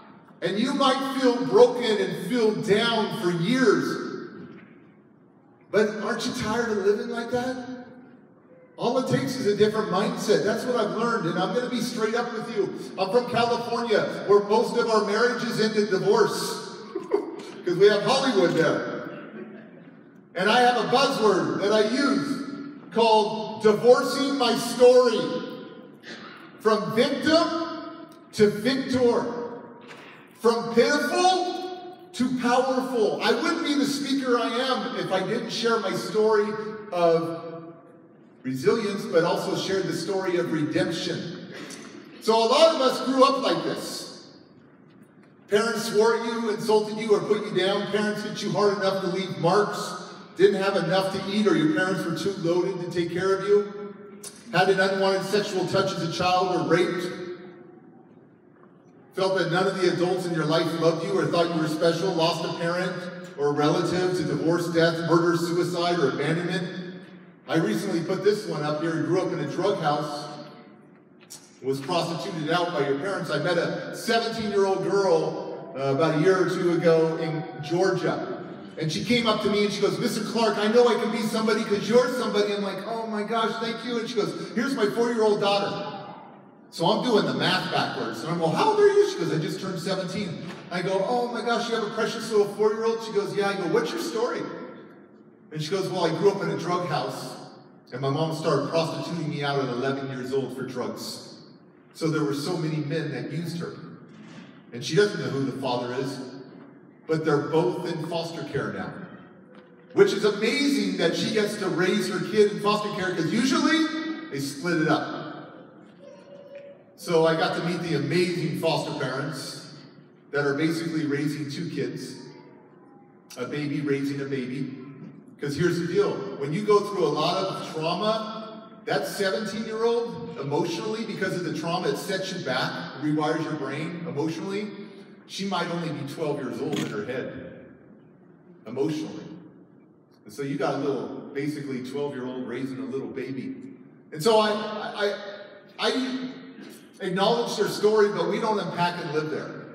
That's not what I'm about. No pitiful, no why, no. I always ask them, what do you want to be in life? Every teenager. When I met all the teenagers last night, I always ask them, what do you want to be? Because I don't want them to focus on what they're going through. I want them to focus where they're going to. It's the dreams that kept me alive. It's the ambition that kept me alive, that I didn't want to stay in this situation. And so she said to me, I want to be a psychologist. And I said, oh, to try to understand your mom, huh? She goes, yep. And I go, it's going to be so tough for you. Single mom, going to college. You're not emotionally probably stable at some points. You've been sexually abused, raped. And I said, but don't you give up. There's a lot of people that have gone to college as single moms. Find a group. Find somebody, find someone you can talk to. Find a group that will help ignite that spirit in you when you feel down. She sent me a letter saying that she already finished her first year of college, which is amazing. Because in America, 3% of us foster kids even go to college. 60% of us don't even graduate high school. 3% go to college, and only 1.5% even graduate. Where I'm from, California, 74% of the male prison inmates have been in foster care. In Texas, 80% of the Texas death row inmates have been in foster care. Now, sex trafficking, you got sex trafficking up here? Yeah, probably. In America, 65% of sex trafficking are from young boys and girls in foster care. 55% of the U.S. homeless population are from aged out foster kids like me. When you turn 18, the checks stop coming to the foster parents and they move you on out. So we couch surf or we're homeless. So statistics show that I shouldn't be standing here right now. Statistics show that I should be incarcerated, an addict, or dead. I'm going to share with you how I made it pretty soon. You watch your mom or stepmom get physically abused. You live with someone who is an alcoholic or an addict. Had someone in your house who was depressed, mentally ill, or attempted suicide. Mom or dad went to jail. Mom or dad murdered someone. Placed in foster care. If you've gone through any of these things, your brain has become rewired for survival and may make you emotionally on edge. And then you got a screaming kid, or maybe you're loaded, or something happens and you're emotionally on edge and you take it out. Something happens, something bad happens. And then you regret it. But it's not too late. It's not too late to change your life. It's never too late.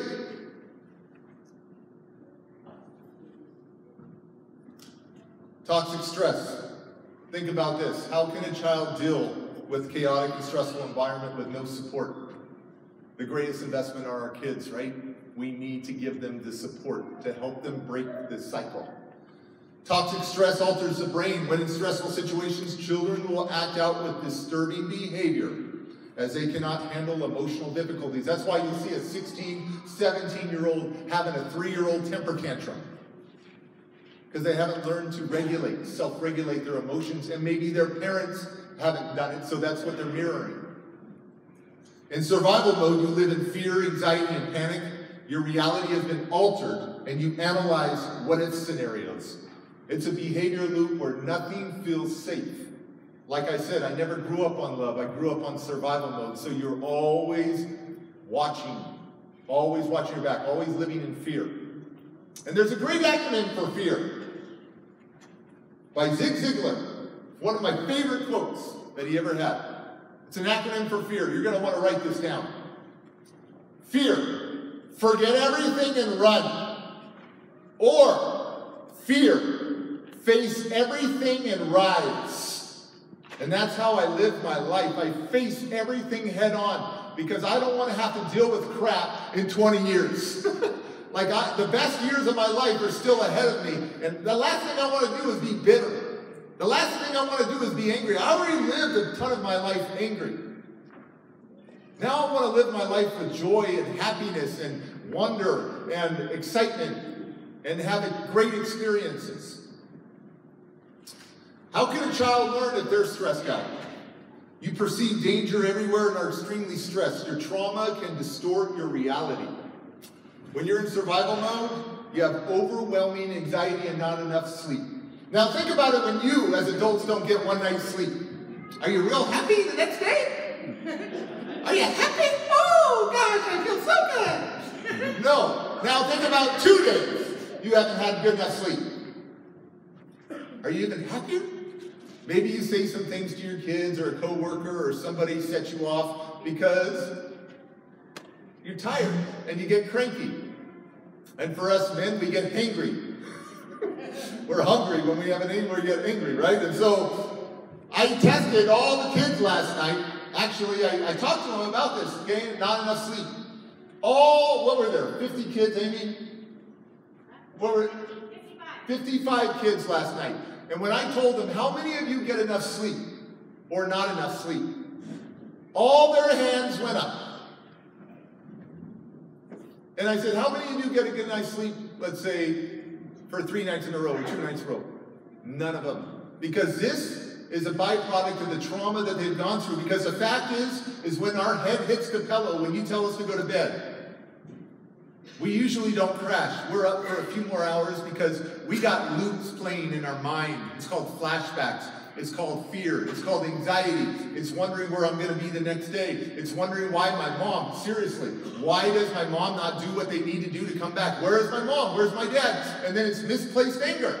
Because now we're mad at the foster parents, we're mad at the court, we're mad at CPS, we're mad at whoever, the social worker, because we're thinking they're the ones stopping us from going home, when in a lot of cases, it's the parents not doing what they need to do to get the kids back.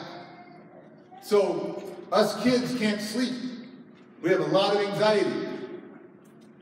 Plus, if you're letting them play video games and look at their phone right before they sleep, all that blue light, a lot of kids play on their iPad or Xbox or whatever. They're seeing all this research in America now that it stimulates their brain so much dopamine is going on that they don't want to go to sleep.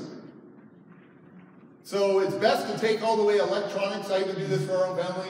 Take the electronics away like an hour and a half before they go to bed. Let them be bored. Let them read books, something, so that you can have a more gentle process of putting them to sleep. You're living in fear, never feeling safe. You're locked in your terrifying reality when you're in survival mode. You torture yourself. You carry blame, shame, guilt. You self-sabotage everything. There's adults probably here right now that believe they're not worth it, and they self-sabotage themselves. And really what you're doing is you're allowing the inner me become the enemy. You're destroying yourself. When in fact, you should be loving yourself. You believe there is never a solution. You get triggered and relive the traumatic moment, having flashbacks. You're emotionally numb. You can't focus. You don't want to connect with anyone. DTA, don't trust anybody. You don't have a positive view of the future. You hate yourself, negative feelings. You're emotionally on edge, aggressive behavior, angry reactions. You're medicating your pain with drugs and alcohol. Do you know in America, 54% of the U.S. prison population, 54% is drug related? The prisons ain't working. Because I know lots of people that have done heroin, ice, meth, all the type of drugs, and they're doing it to not feel. They're doing it to numb.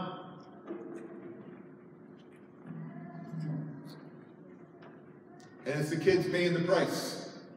I met a kid, Jorge, 7 years in a California prison, Corcoran and Pelican Bay.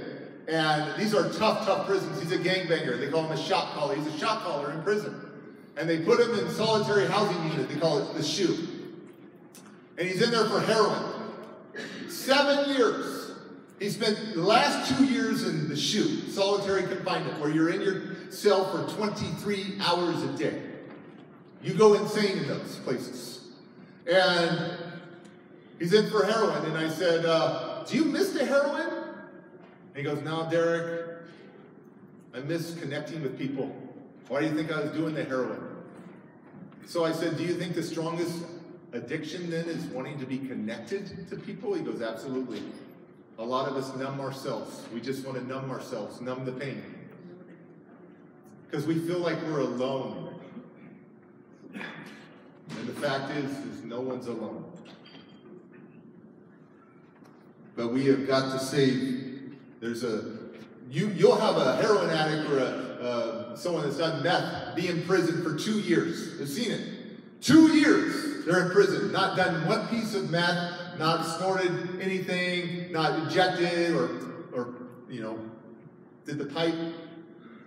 2 years they've been clean. They get out of prison, what happens? Bam, within a month, within a week, within a day. Because it's who you hang out with. It's who you hang out with. It's the environment you put yourself in.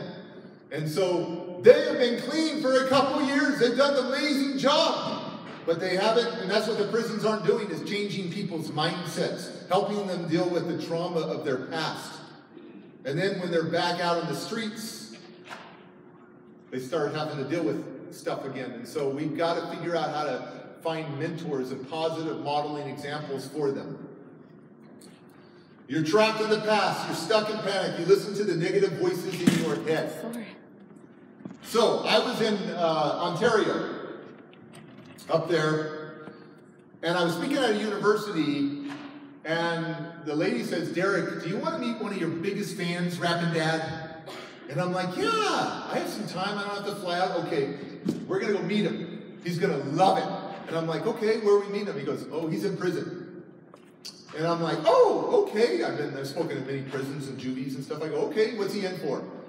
Oh, murder. And I'm like, oh, and he's a fan? And she goes, yes, he's your biggest fan. In fact, our prison bought your DVD, and we show it in prison. And this kid, he's 18 years old. He just turned 18. He wouldn't talk to anybody for a year in prison. We showed him the video, and now he opens up to counselors, and he writes his own raps and poetry. And I'm like, okay, well, he's in prison for murder, like a DUI or something. He goes, no, for cutting off someone's head, basically. Like very violent. And I'm like, oh my gosh. And he wants to meet me? Yes, Derek. So I go to the prison, get checked in, get in there, and he comes out. And he's like amazed, like, oh my gosh, Rappin' Dad, you're here. I'm like, yeah, what's up? And we're talking, and his name's Shane. But it's really Shayna. Transgender. And I am just listening to him. And he says, Derek, I wrote you a rap that you could share with the world if you want. But I wrote a rap out after watching your videos and stuff, and I really wanted to share my feelings with you. And I think about all the kids that have been lost in the cracks. His parents decided they didn't want him at 9 years old. 9 years old! Parents kicked him out. He's in foster care. Then the foster parents wouldn't accept who he was with the transgender and stuff like that, so he lived on the streets. And these are his words that I would like to share with you. It's called disease. Yo, I got so much pain, I got so much stress, I got the weight of the world sitting on my chest. I wear this mask to cover up the fact that I'm so depressed. Yeah, this one goes out to my parents, to the ones I love. How come you never picked me up? All you did was shut me down. They say if it fits, wear it, but I'm done wearing this glove. You caused me anger, showed me pain, when all I wanted was to be shown some love. Why'd you have to go stab me in the back? Yeah, right through my heart. Why'd you have to go ripping me apart? Tell me, how am I supposed to fix this broken heart? Can you hear me now? Because I'm trying to get through. Hey, Mom, hey, Dad, I've got something to say to you. I just wanted your love. I needed your love, only to be shunned by you. I got so much hurt, so much pain, I'm waiting to see that light again. 18 years, every day I hold back tears. No, not no more. Look at me, yeah, I said, look at me. I want you to see my tears. I want you to know that you gave me fears. Shut up now, just use your ears. Yeah, you've heard, that's right. I don't want to hear your empty words. All those years I pretended I was fine. I've listened to your voice, now listen to mine. Everyone loses something sometime, but you're the reason I've lost my mind. Yeah, you're the ones who left me behind. Look into my eyes and you will find tears and pain of a kid who has been rejected. Yeah, I was neglected. You thought I'd grow up unaffected? All of my needs were downright disrespected. Now my mind, life, thoughts, dreams, body, and blood have become infected. Dad, you're a witness. You stood by and helped infect me with this sickness. Yeah, this disease. Help me, help me, help me, please. I'm so sick of being on my knees, man. Screw the sorries and forgive me's. Hope you understand that it's too late for apologies. I've lost my mind now, I'm losing my world. I've been blown away by breath so cold. Will you accept and love me now that I'm 18 years old? Or are you going to break me apart and kill my soul? So what's it going to be? Why did you guys abandon me? I just want you to love me. I want you to see how the people I love the most in my life became my worst enemy. I just don't understand. All the times I've tried to reach out for you and you broke my hand, man, you broke my heart. Told me you loved me, then you tore me apart. Tell me, please, what did I do? Man, it's not my fault. What's wrong with you? Don't blame me when the problem was you. You love me, yeah, I'm sure you do, only when it's convenient for you. I don't know what this love is. All I know is the pain. Don't try to stop the bleeding. I want it to stain. I want you to see me for who I am. Next time you look at me, I want you to see a man. I don't want to love you. I don't want you there. I breathe the air of the unloved and now I don't care. So many times I've seen the worst side of you. Mom, you've destroyed everything. I just want to be numb. Don't want to feel anything. So I'll run and I'll hate what I've become. I can't even stand myself. I don't want your help. I don't want to trust you. Don't want to believe. I just want you to leave. It's not funny. It's not a joke. I'm so pissed. I'm spitting out smoke. So many times I've paid for your mistakes. I'll walk away if that's what it takes. I don't want to need you. I know you don't love me. I know the truth. You brought out the worst in me by loving you. I'm diseased. Someone, please help me. 18 years old. 17 years old when this happened. Going to be in prison for many years. And I think about all the kids that have been lost in the cracks, that have been rejected by their parents, or the parents didn't do what was necessary to get it back, or the kids just take it on. They take it on. And there's kids out there just saying, please help me. See, here's the deal. The trauma creates these memories. Certain sights, certain sounds, certain food, or a smell can send us to a place that can create anxiety and stress. It sends us into a fight, flight, or freeze mode. So the question is this: how do you build resiliency? You know what resiliency is? Being resilient? It's bouncing back from the original shape. That's what resiliency is. So if I was to bounce back from my original shape where my dad tried to kill me in the womb, and I came out early in this life, I'm at not even 0, I'm at -10. So I'm going to bounce back to -10? Oh, hell no, I'm not. I'm going to bounce back to redemption. Like, I got to figure it out. And here's how you build resilience. This is what helps me. Relationships. Many children have relational poverty. Humans are social creatures and need families, tribes, and alliances. How do you build those relationships? Well, every relationship's built, a good relationship's built on trust. Trust is the basis of a relationship. And the more trust you have, the more good experiences you have, the healing starts to really set in. It really comes down to the relationships. So connecting with children who've gone through trauma, this is very, very hard, but you need to listen louder than you talk. Seriously, we're in a world where we just talk, and we don't listen. Listen louder than you're talking. Relate to them. Empathize with them. Show them that you care. Help them be in the now, in this moment. Not in the past, not in the rearview mirror. Help them look at life. What's your dream? What are you interested in? And help them become who they want to become. I call it a MAP. M-A-P. Have a massive action plan for them. Because if those kids are just floating through life with trauma, chances are they're not going to break the cycle early on in their life then. A lot of the time, children have gone through trauma, have a distorted view of themselves. It will take lots of healing experiences to help them believe in their potential. You could be the one who believes and gives them that healing experience to start it. I wrote this right here. Past trauma chisels, carves, engraves, and brands an identity into your mind and your body. Our physical reality has been altered. It disconnects us, and then it's tough to survive in this moment. Instead of putting Band-Aids on everything, we need to understand, instead of managing behaviors, we need to get to the root of the behavior with compassion and empathy. When we meet with prisoners, meet with kids in juvie, I'm not into Band-Aids. I'm into reality, changing their life, helping them plant a seed to take responsibility for the direction of their life. And so I'm not into Band-Aids. I'm into getting, because they rip off the Band-Aids over and over and over and over again.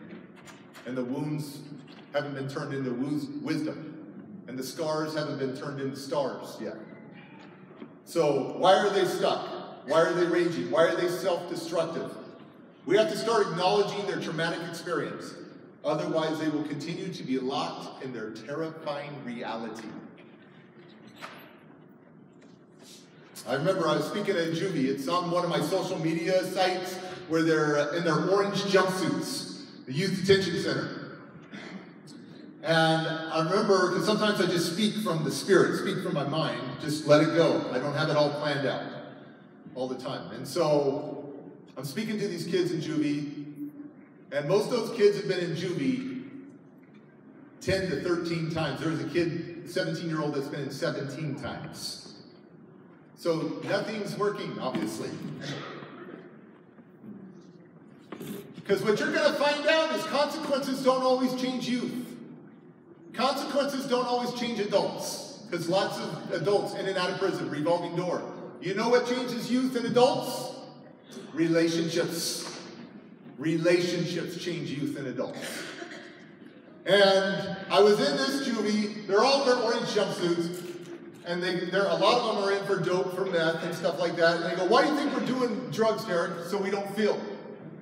Because we don't believe in ourselves. That's what they said. We don't believe in ourselves. And they're like, yeah.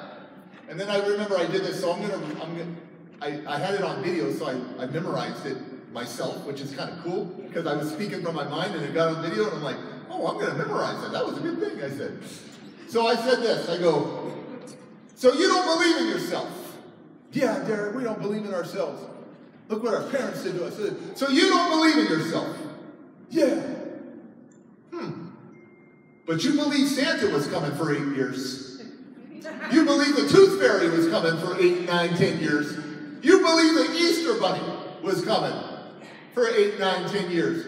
But you don't believe in yourself for 1 minute, 1 day, 1 hour, 1 year, but you believe Santa was coming.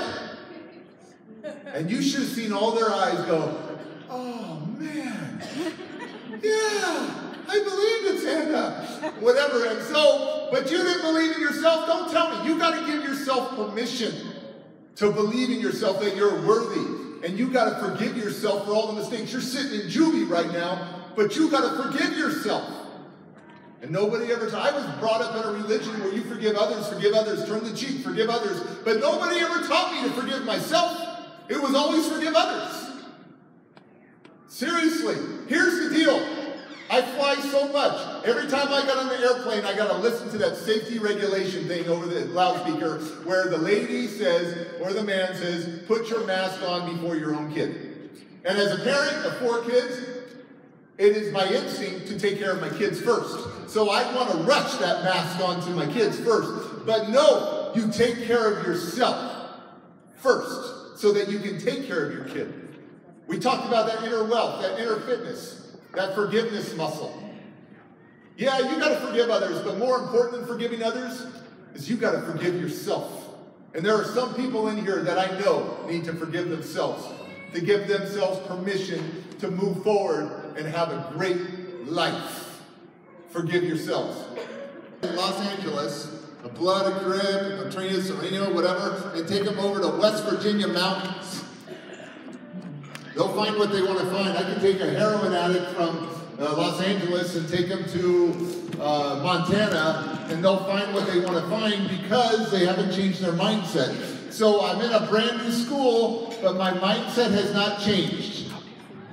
And I got to point out to you, it was cool back then to wear a Ralph Lauren polo. Like this. I'm wearing Ralph Lauren polo. But that's called Kmart running horse. Right there. That's now Ralph Lauren. So, and another thing that was so cool was I wanted to wear either Air Jordans or Adidas. And my foster parents could never afford those type of clothes, so we shopped a lot at Kmart or church hand-me-downs or, you know, older kid hand-me-downs. And so we're in Kmart doing some clothes shopping. Did you have Kmart up here? Yeah, okay. So it's not where you want to shop when you're in high school, Kmart. And so I wanted to wear these 3-stripe blue Adidas, and we could never afford them. So we're in Kmart, I'm wearing this Thrasher, it's a Thrasher magazine skateboard sweatshirt that I would pull the drawstring so tight around my face. I wear a hoodie, and I stomp in Kmart, upset at my foster mom that we're shopping at Kmart and I'm in high school. And I'm having a fit, a temper tantrum in there. Mom, what if I see my friends in Kmart? And she goes, Derek, stop having an attitude. I'm trying to do something nice for you. I'm like, Mom, I don't want to shop at Kmart. I'm in high school now. What if I see my friends in Kmart, Mom? Have you thought about that? And you know what my mom did? My foster mom, she was one of those moms that you might see at Target or some store that all of a sudden yells at their kids really loud. And that's what my foster mom did. She goes, Derek, if you see your friends in Kmart, they're in Kmart too. And then I got it. I'm like, oh my gosh, I never thought about that way. I gotta go find my friends, Mom. There might be friends in here. And so, but then as I'm walking around, I see these beautiful blue shoes propped up. And I go, Mom, I think they got Adidas here at Kmart, which they would never have Adidas at Kmart. But she goes, well, let's go look at them. And I get closer, and they're not Adidas. They're the 4-stripe tracks. And my foster mom says, Derek, I can make them look like Adidas. And I go, what do you mean? She goes, well, Adidas have 3 stripes.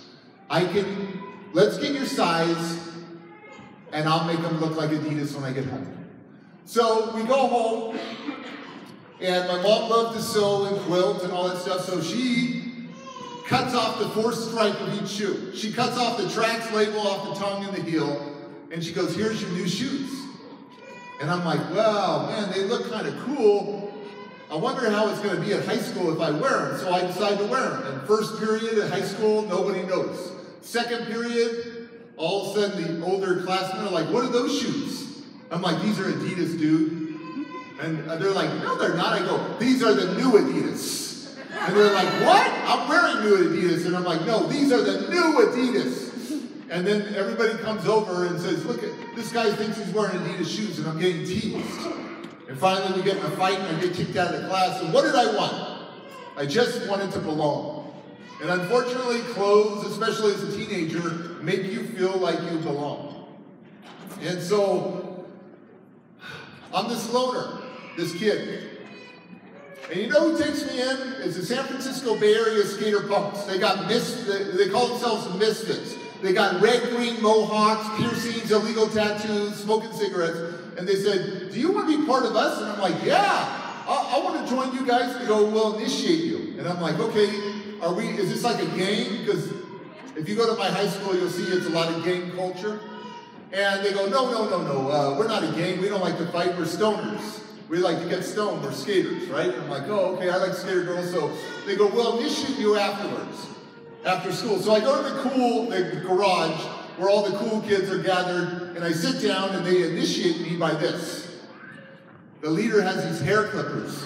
He shaves my head to the skin, except from right here to right here, he leaves little bangs trimmed real short. A long bang here, long bangs here, long bangs here, shaved to the skin. We dye the front orange. It doesn't look good. And I'm all, dude, all the girls are teasing me, dude, just shave my head. I'm basically a skinhead, just shave it all up. He goes, no, he comes back with his blue stuff, start working in his hands. Then he goes, watch this. And he goes, now look in the mirror. And I look in the mirror. And on this shaved head, right in the front, I got these huge orange horns sticking straight up with a little bridge between them. And I said, this is awesome! My mom said I was the devil. This is awesome. I got these huge orange horns. And I'm like so excited. And I go home to the nice Christian family. And my dad goes, the devil is out of this place. I'm all, Dad, this is who I am. I'm a misfit. I'm a reject. He goes, no, Derek, you're a child of God. Oh, God don't love me. Nobody loves me.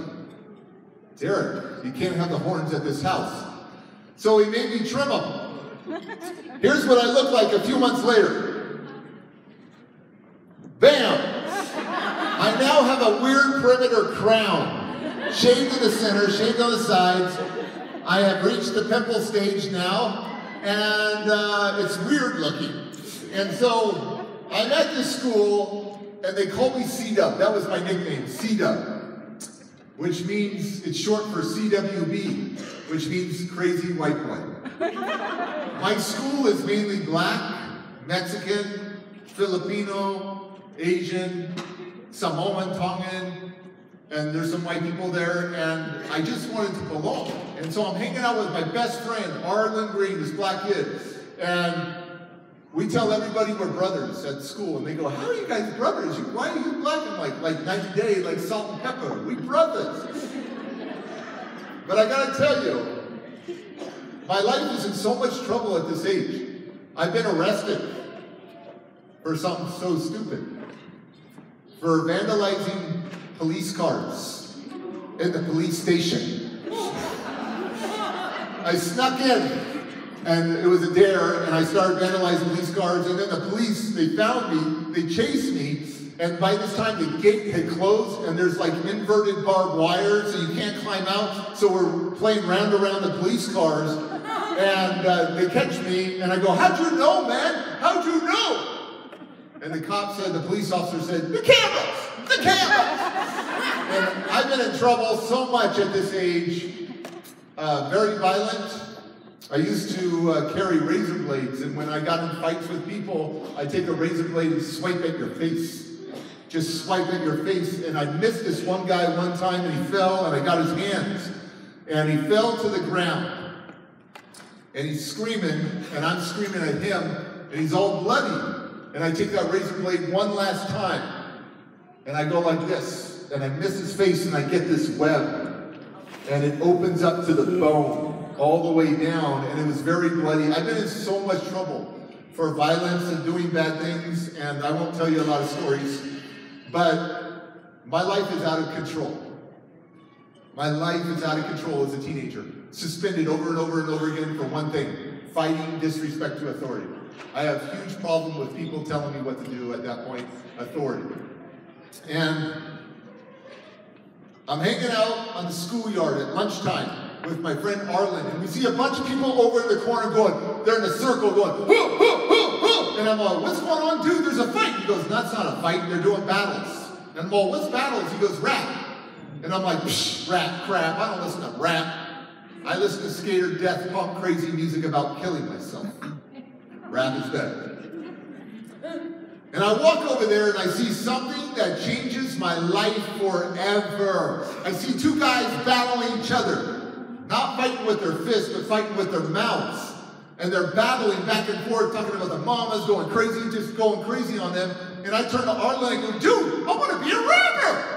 He goes, nah, D, you white, you can't do that. And I'm like, I want to be a rapper. He goes, nah, D, you got no rhythm. But I got so much bitterness at this age, I got so much rage, so much anger, that my fists are always getting me in trouble. But what if I could use my mouth as a weapon, is what I thought. So I said, hey, let me battle somebody, let me battle somebody. He goes, C-Dub, you suck, man, get out of here, get out of here. And I'm like, then I want to fight someone. Okay, wait, you can fight, you can battle this guy. So Vince, he starts going off of me. He's first. He talks about my mom, talks about my race. He's cussing at me, talking about all the things he's going to do with my girlfriend later on. He's going crazy on me. And I'm looking at him, and I turn to Arlen and I go, dude, this guy is so cool. And then it's my turn. So I'm a big guy, he's small. I step up to him and I go, I'm about to unleash the dragon on you right now. He's all, dragon? Like white people, what's up with dragons, right? And I'm like, watch this. And of course, what was my favorite word back then? The F word. I started with the F word and I lasted about 3 seconds and I sucked. And they go, CW, you can't rap, you suck. And I go, hey, don't call me CW anymore. Call me Rip and D. And they're like, Rip and D? I go, yeah, that sounds cool. So then all the girls are saying, Rip and D whack, Rip and D whack. I go down A hall, B hall, C hall at high school, down the big halls, and go, what's up, Rip and D whack? I didn't care, I believed I was the GOAT, greatest of all time. Obviously I had some mental health issues back then. But what is rap? Poetry. Poetry in motion. I guarantee most of your teenage kids are listening to rap. I come from the rap, one of the rap capitals of the world called West Coast, California. And so rap is part of our culture in the San Francisco Bay. LA and San Francisco, they call it LA to Sacramento, LA to San Francisco. And so I started learning how to rap. What is rap? Poetry. So we call it flowetry. So I start learning how to rhyme better, learning how to syncopate, learning syllable arrangement. And I'm just writing. What is rap? Poetry. So I'm writing the pain of my life. That's all I'm doing. I'm just getting the inside crap out. So I'm writing the pain of my life. And I'm learning all about syllable arrangement and stuff. And then I start battling. And I sucked. But I kept getting better and better and better. And then my friend turned me on to some reggae music, some reggae mixtape, and he gave me Lucky Dube, Peter Tosh, Yellow Man. And I started listening to reggae all the time, and I thought, what if I could mix reggae with rap?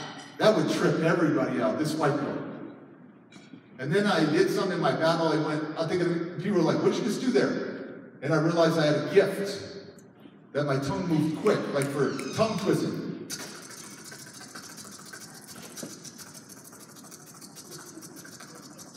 I can do that all day. And then I thought,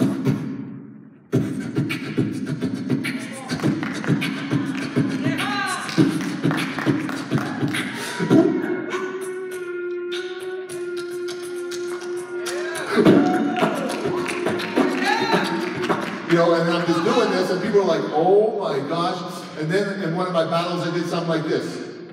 Because Rip D was coming up. Well, I'll be the ripping, I'm thinking, I'm making, taking my time. I'll be the ripping, I'm thinking, I'm making, I'm making, I'm making, with the rhyme. And then I switch to reggae. Here's a man that walked the field, thinking, I'm making, I'm making, taking with the deal. Somebody about to feel like nothing is impossible. And then all those girls were like, that white boy is fine. And everything changed. And they're like, Rippin' D, you good, Rippin' D, you good. And I said, don't call me Rippin' D anymore. I've been thinking of a new name, a new rap name that nobody can tear apart. So I introduce you. I'm so glad I have this picture. Mr. Diamond D. This kid has gone through so much, and obviously I got a fake Gucci shirt that doesn't even fit my arms. It's from my foster sister, a thrift store find. I got those overalls. They'll come back in style, watch, those overalls. And I got one leg, black boots, I got some graffiti down my legs, and I'm looking hard in front of a bunch of flowers. And this kid has really had a hard time. This kid has been in so much trouble. Do you know, we talked about generational curses, ancestral trauma. My sister, who's 10 years older than me, who I just reached out to, who I have the letter, the only letter from her to this day.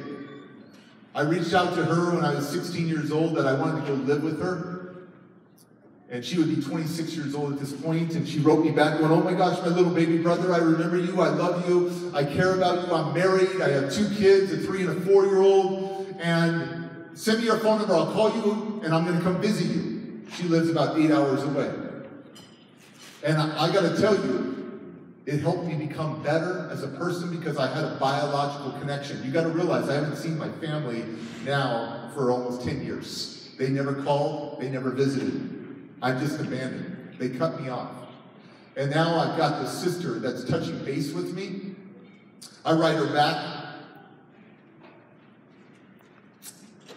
2 weeks later, no letter, no phone call. A month later, nothing. 6 months later, nothing. I never hear from my sister again. I have that letter to this day.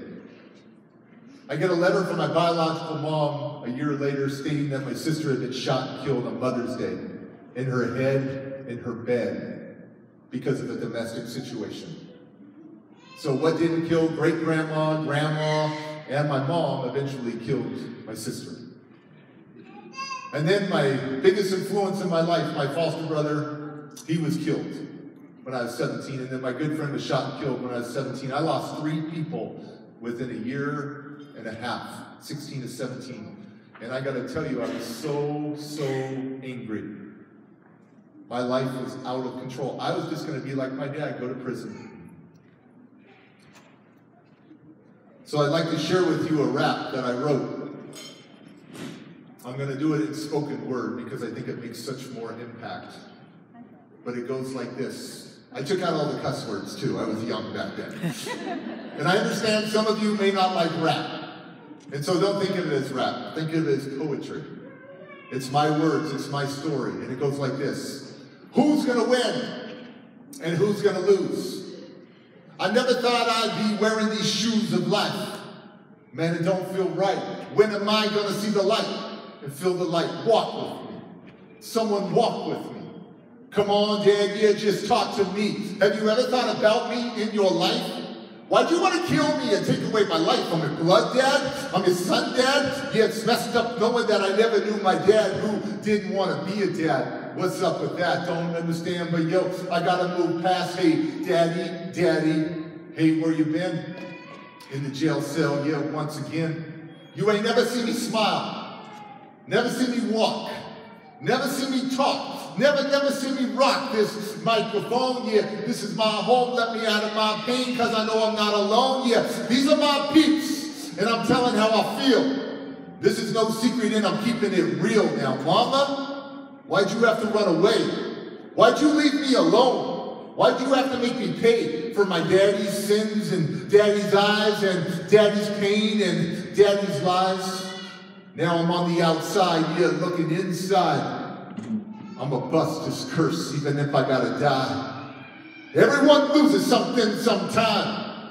I never thought I'd have to lose my mind and lose my world and lose my soul and lose the ones who really gave me hope. Now my sister's been killed, and my brother's been killed, and my friend's been killed. When am I gonna heal? In the snap of a finger and my life gets jacked and my brain's nothing gonna make it start to feel trapped. Where the love was, yeah, hate begins. Now I'm mad at the world because the pain won't end. I'll cover up the hurt. I'll cover up the shame. I'm caught in the middle of a hurricane of pain. So pain, pain, show me what you got. Now I'm never gonna let anyone back in my heart till my wrists start to bleed. And I don't feel the need. I'm living this life. Will someone help me? Man, I need you. Say a prayer for me. Let me believe that you believe in me.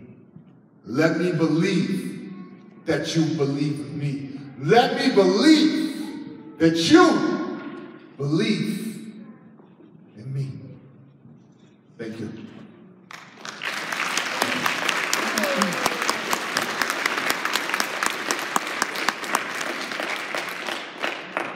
So, the big transformation moment.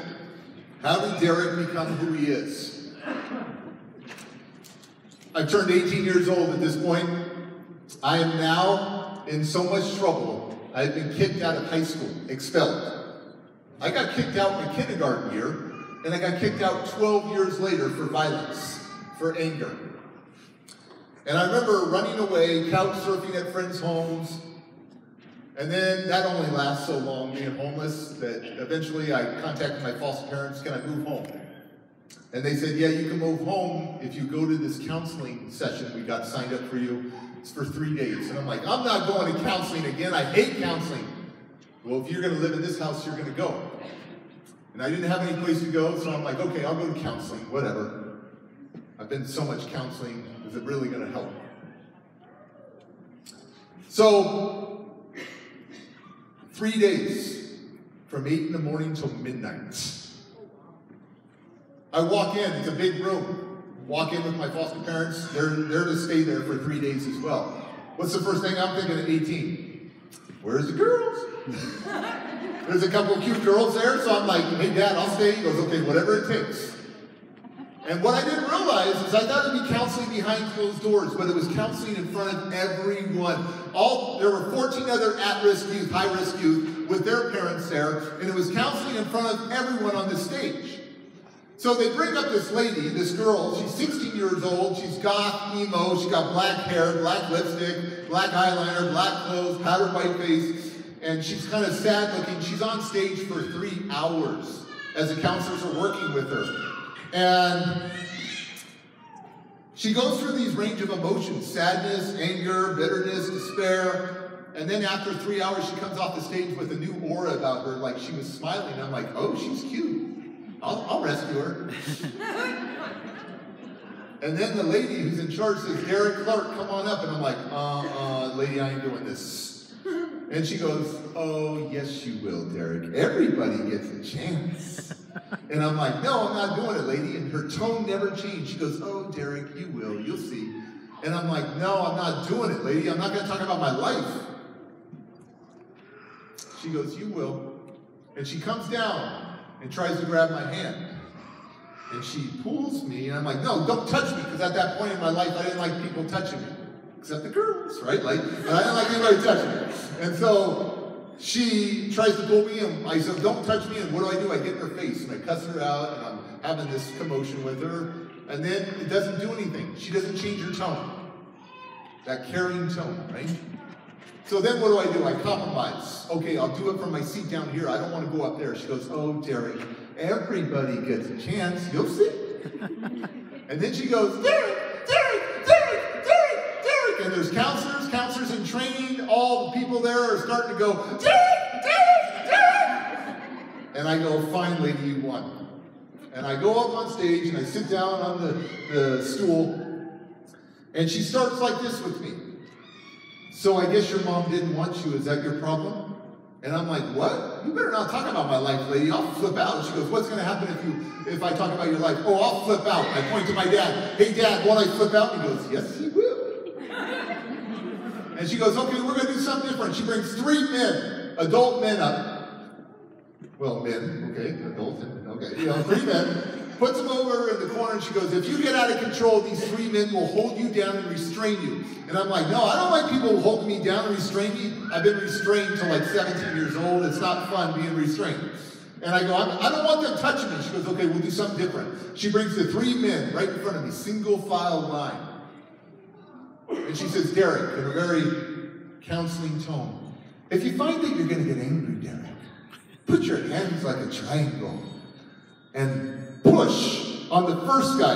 They're a single file line, and the other 2 behind this first guy are holding him up by the back. They're pushing on the back, and they'll hold him up, and you just push on his chest. Okay, so if I get angry, you just want me to push. Just push, Derek. I go, you have no idea what I'm capable of. Just push, Derek. Okay. So she goes, why I was burned, why I was drowned in the toilet, why this, why that. What I didn't realize is that my parents had paid several $100s. My foster parents paid several $100s for me to go to this 3-day program on how to understand my rage. And so they had filled out all these questionnaires, all these questions. So she knew like all these trigger words, panic buttons, freak me out buttons. And I gave her the show she wanted. Everybody wanted to see me mad. I used to think that my anger was my power back then. You know what anger is to me now? Anger is 1 letter away from danger. Anger, danger, 1 letter away. That's why I tell prisoners and kids in juvie, nothing ever gets solved with anger. Anger is 1 letter away from danger. And so, I gave her the show she wanted. I used to think my anger was my power. Now peace is power. So I shoved the first guy. I deck at the second guy. And I go after this lady. And I'm going to put my fist through her face. I'm so angry at this lady. Now, my foster parents are freaking out because I've taken out the church pastor at a church camp out. Him and I went at it to the ground, being the pastor, being the Boy Scout master. So I'm walking to this lady. I've been expelled out of high school because of violence with teachers and authority. I've been arrested. And I'm walking to this lady, and I'm so pissed off at her. And as I'm walking to her, she's screaming at me, no, Derek! No, do you know how great you are? And she's backing up. No, Derek, do you know how great you are? And she's screaming, do you know how great you are? And as I'm walking to her, she's screaming, do you know how great you are? And now her back is against the wall. And I feel it, her fear. And I'm from foster care. That's like a shark on blood. Like, I'm winning. I'm winning. It's survival. I'm winning. And it's me right in front of her. And I never looked in people's eyes back then. I never liked connecting. And for a half of a millisecond, my eyes connected to her eyes. And she was crying. And I'm just looking at this lady, wondering why, who doesn't even know me, is crying. And she goes, Derek, you don't know how great you are, huh? You don't know how great you are. And I'm looking at her, and I never cried back then. Crying was a sign of weakness. I would never give anybody the satisfaction to let them know that they hurt me, so I never cried. When you go through a lot of abuse, you learn to compartmentalize your brain. And you learn to turn off pain. You learn to turn off tears. And I'm looking at her, and she's just crying. She goes, it must be really tough to carry this foster kid around, huh? And then my eyes start sweating. I got a little emotional. And I'm just looking at her, and she says, Derek, let me touch you. And at that point in my life, I didn't want people touching me. But she started rubbing my shoulder. And she's rubbing my shoulder, and I'm just looking at her, wondering why she's doing that. She's just rubbing me. You know what the most flammable piece of wood is? It's not elm, it's not oak, it's not pine, it's not redwood, it's not bamboo. It's the chips on your shoulder. And I got all these explosive bitterness, resentment, rage, grudge chips on my shoulder. And she started saying it's tough to carry all that resentment, all that bitterness, all that unforgiveness. So she started helping me flick the chips off my shoulder. And guess what? I could start to fly a little. I could start to rise a little because it's so heavy carrying all this pain. She said, Derek, I want you to feel some love. And she goes to everybody in there. Come here. Everybody. I want you to get a group hug, Derek. I want you to feel their love. And I'm crying a little. And when you're in an emotional zone, sometimes you forget about everything else. And all of a sudden, she goes, Derek, feel their love. And I'm like, oh my gosh, I'm embarrassed and I'm crying. I'm drying my tears off. And I'm like, no, get off me. Get off me. And I'm telling people, get off me. I don't need love. And I'm backing up. I don't need love. I don't need love. And I'm screaming it. When the ones that need the most love will ask for it in the most unloving of ways. I needed love.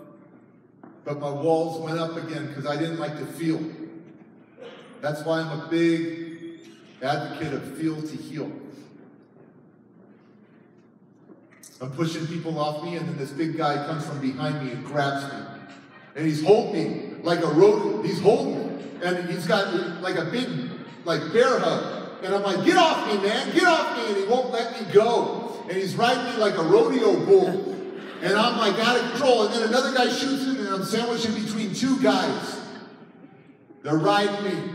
And I'm so angry. And then all of a sudden, I got 14 people shoot in, and I got 16 people holding me as I ride my little wave. As I'm screaming. And then I finally just let go. And I fell to the floor. And I remember just crying. Just sobbing like a baby. Not like church crying, like Notebook movie crying. Something, where I'm like just sobbing. And after a good ugly cry, you all came in this world with an ugly cry. All these babies came in with an ugly cry, and somewhere along the way, we were told we shouldn't cry. It's not strong. But the strongest people I know have been through hell and tearfully got out of hell and were able to cry. Because, like I said earlier, through that desperation comes the inspiration, the motivation to change your situation. In a second, you decide, I'm done with this marriage. In a second, I'm done with the drug. In a second, I'm done with the alcohol. There's people that cold turkey have done it, just done it, because it takes that mental strength. Or they say, I'm going to go to rehab. I'm going to go do this. I've got to change my life. In a second, you say, I love you to somebody. In a second, a song comes on and you remember your marriage song or the first song you kissed to. I remember it. Take my breath away. Top Gun, right? That was the ultimate makeout song. So, I remember in a second, I can remember things. In a second, you can change your life and start going in the positive direction. And so she said this, which is very important. Every one of you should remember this. She said this while I'm having my big cry fest. Derek, it was never your fault. It was your parents out of control. You were just a kid. It was never your fault. You know how much blame and shame and guilt I carried on me? Carried on my back? Metaphorically, I carried it. Every one of you was born with a backpack on you. Metaphorically. And you get to decide what you want to put in your backpack through life. And for years, I put the crap of my past, the poop of my past, and I carry this in my backpack because this is my identity. Poor me. Poor me. Poor me. And when you're like 18 years old, that backpack, you've accumulated so much crap in there that it is so heavy and it weighs you down. But it's part of who you are. And once in a while, you take that backpack off and you throw it to the ground. And you're like, I'm done with that backpack. But then guess what? It starts calling your name. Come here, Derek. You love me. Let's suffer together. Let's be in misery. And it's so hard to walk away from that backpack because that's been your story. It's been your identity. So you go over to the backpack and say, man, I'm tired. I don't want to put it on. It's so heavy. But what I'll do I'll just unzip it. Take a look inside. Oh, crap. I need to feel it. Put your hand in there. Start feeling all the crap of your past. Then you start smearing it on yourself. And you wonder why your life stinks still. Because you keep putting it on, you keep recycling it. So, you have to learn to metaphorically take the backpack off. And you don't have to struggle anymore. And when she says it was never your fault, Derek, you know how much shame, blame, my guilt, that I thought I was the one that broke up my family? That the good kids got to stay with mom and the bad kid got thrown away? And then I started to rise up and dry my tears. And I remember saying this: I will not let my past infect my future. That I will not let my parents' mistakes define me or confine me. I'll let my parents' mistakes refine me. That my current situation in life is not my final destination. That what's happened to me with all the scars and abuse is not nearly as important as what's happened inside of me. And for so long I was letting the inner me become the enemy. See, if my dad couldn't destroy me in the womb, my mom couldn't destroy me, my stepdad couldn't destroy me, the only one who could destroy me was me. And I was doing a darn good job at it, destroying myself. But when I gave myself permission to forgive myself for all the mistakes, my life started going in a positive direction. It's interesting. When you think positive, positive things start happening to you. When you think negative, more crap happens to you. Research has shown that you have approximately 35,000 thoughts that go through your brain every day. And most of those thoughts are worry, anxiety, negative thoughts. What do you think you attract in your life when you keep thinking those thoughts? Your mind is so powerful. What you visualize, you have the ability to almost materialize in life. I'll give you an example. I had this big boat, and I was backing the boat up in my side yard, and there's a big mailbox, and I've got to kind of go around. The city put the subdivision mailbox there when I lived in subdivision. So I got to go around, and I kept telling myself, don't hit the mailbox, don't hit the mailbox. And I even told my wife, I'm watching out for the mailbox, I got to not hit the mailbox. What do you think I did? Hit the freaking mailbox. Because I kept visualizing. So remember, how you think, you shall become. So if you're always thinking negative and beating yourself up, how can you ever live a positive life? You've got to let go and grow. You've got to be better and not better. You've got to let go of the shame, blame, and guilt. And I didn't like the word forgiveness because I thought I would never forgive my mom. Ever.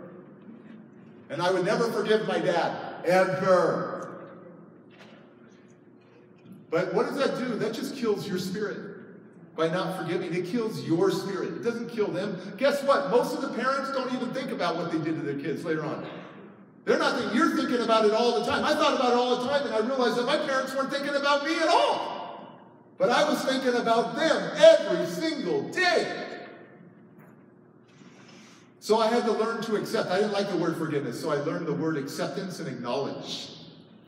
And I accepted it, and I acknowledged it, and I moved on. What now? Instead of why me? What now? And then I eventually came to the word forgiveness, to finally take the last piece of metal off my heart so I could be authentically myself.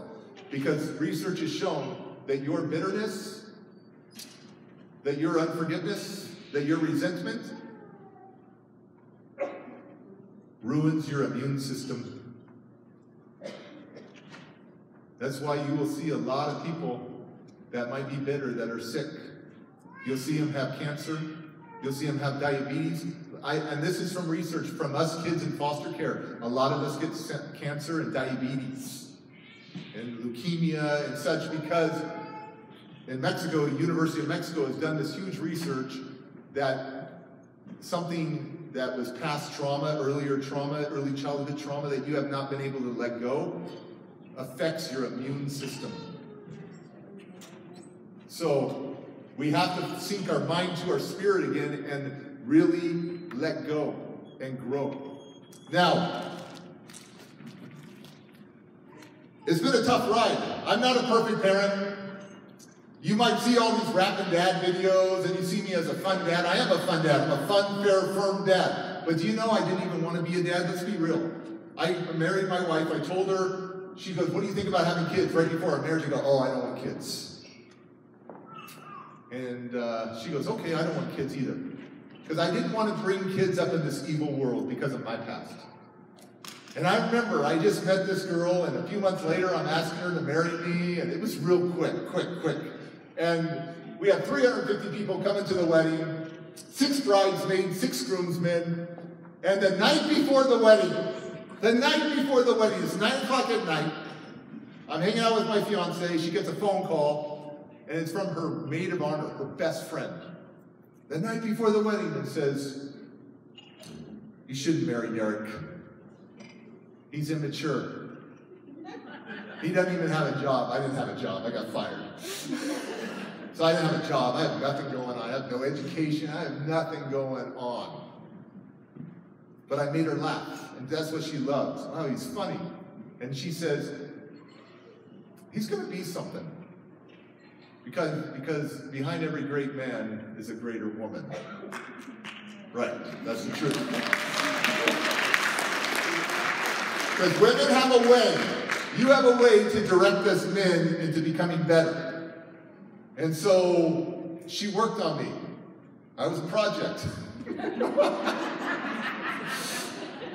I was a project. And so she worked on me, and then I started working on myself. And, 7 years into our marriage, she comes up to me and says, what do you think about being a dad?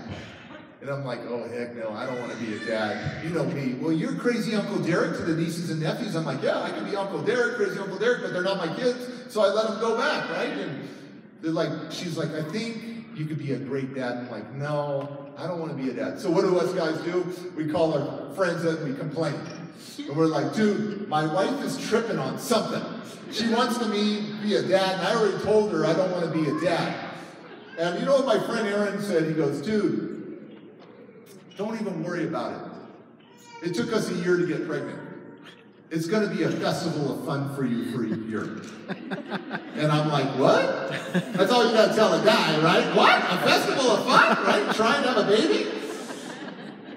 So I come home and tell my wife, sure, let's have that festival.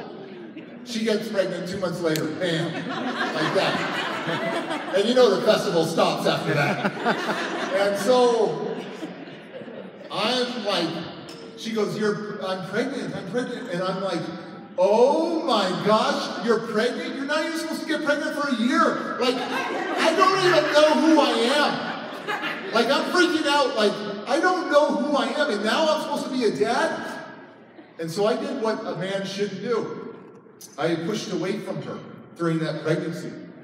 I didn't even know what to think. I have so many issues going on in my brain, and I was an awful husband.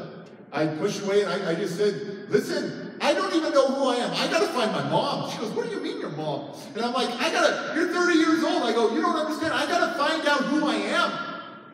And now I gotta bring a baby in this world? What if I end up like my dad? I'm scared. What if I end up like my dad? So I found my biological mom. Hadn't seen her or spoken to her in 25 years. I found her in New Mexico. And we talk on the phone. I go, hey, I don't want to talk to you. I want to see you in person. She goes, okay. So I fly to Albuquerque, New Mexico. And she picks me up from the airport. And she seems so nice. I don't ever remember my mom being nice, but she seems so nice and so tame, and we're driving, and she has this nice voice, and then she goes, I've got a surprise for you.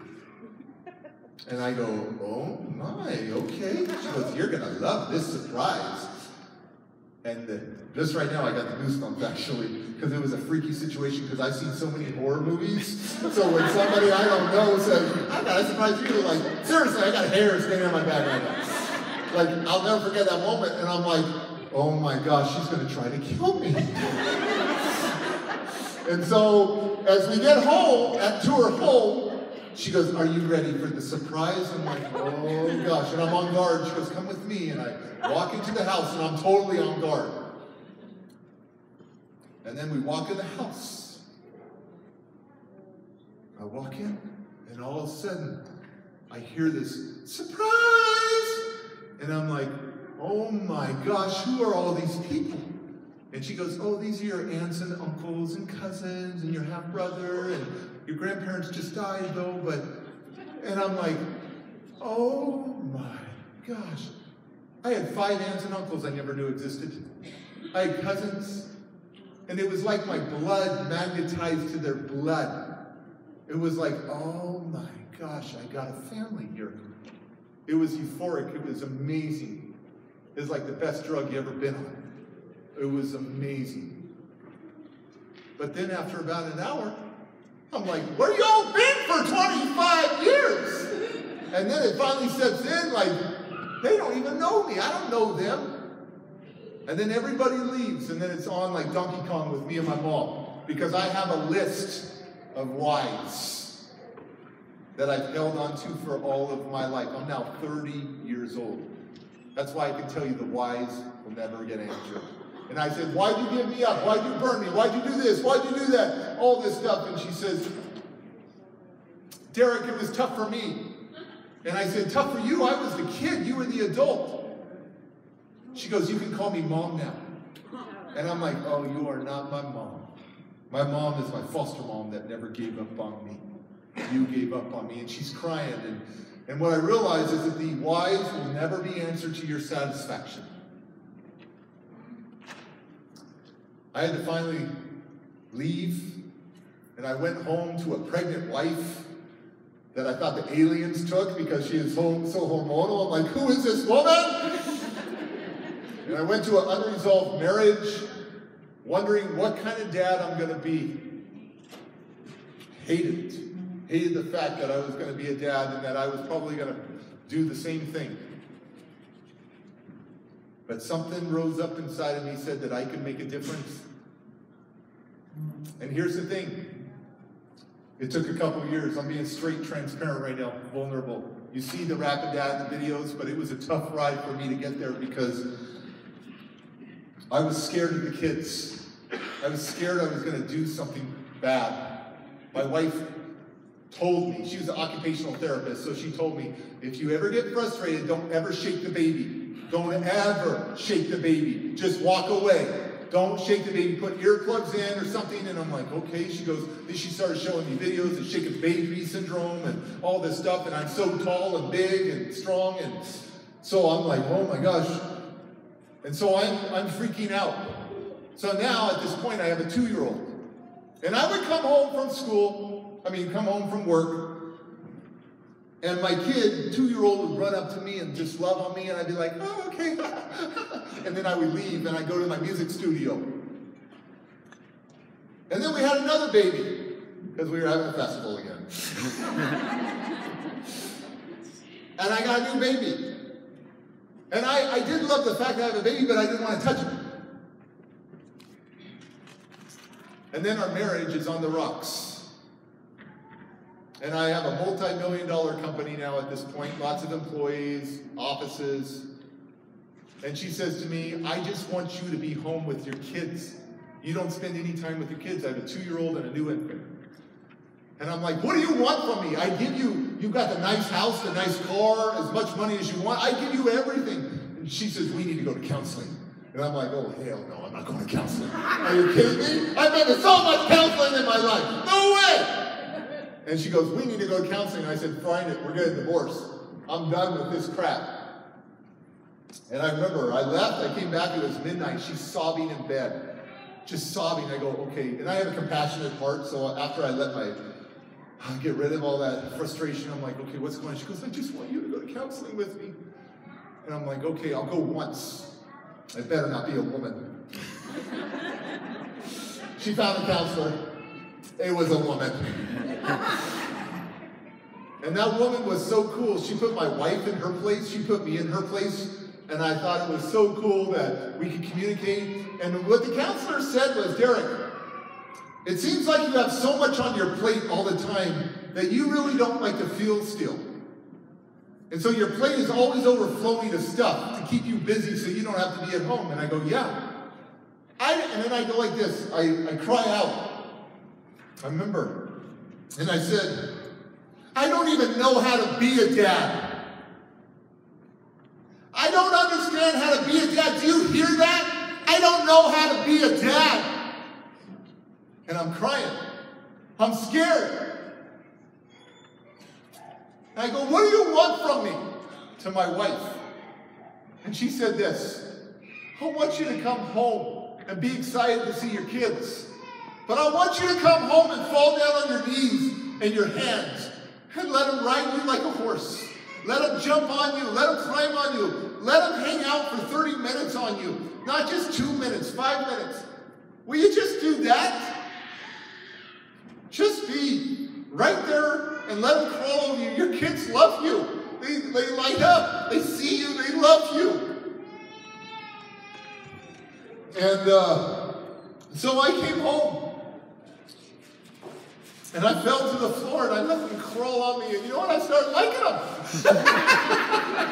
I started liking them. And I'm like, oh my gosh, I could be a good dad. Have I made mistakes? Absolutely. But I've learned so many lessons through fatherhood. And through someone who believed in me when I didn't even believe in myself. And just starting out, just get on your hands and knees and let them crawl on you. And let them ride you like a horse. And have fun with them. Because they're only kids for a few years and then they're adults. For the rest of their life, they're on lease to us. We have so much great power and responsibility. And I had to learn to forgive so that I could be more present with my kids. Because when you're bitter and you're angry, you think you're real happy around your kids? No, sometimes the kids stress you out. I understand that. Then if you mix alcohol and all the other things with it, you're not in the right mindset. You got to forgive. You got to forgive yourself. Maybe some of you have made some poor choices, and I'm here to tell you, I'm not judging you, I'm here to tell you, plant that seed today. The seed. So when you look back at your greatest investment in 15, 20 years from now, that's going to bring you great joy in your life. It's not your car. It's not your house. It's not your bank account. It's that relationship with your family. And you can always make amends, just like I forgave my mom, forgave my dad. You can always forgive. And it's better to do it early on in your life so that you have a great later life. Don't wait till you're 70 and been so bitter. Do it as soon as possible so that it frees your spirit up. It frees you up. It frees your heart up. It frees your mind up. My life was transformed because of people that believed in me, number one, but because I took the steps to make myself better. And then applied it. I'm so grateful now. I have an 18-year-old, 16-year-old, so my 18-year-old was 2 at that point. So 16 years ago, I started growing up. 16 years of having a relationship with him. 18, 16, 14, and 9. Or 11, 10. And so, yeah. My life has been awesome. It's been blessed.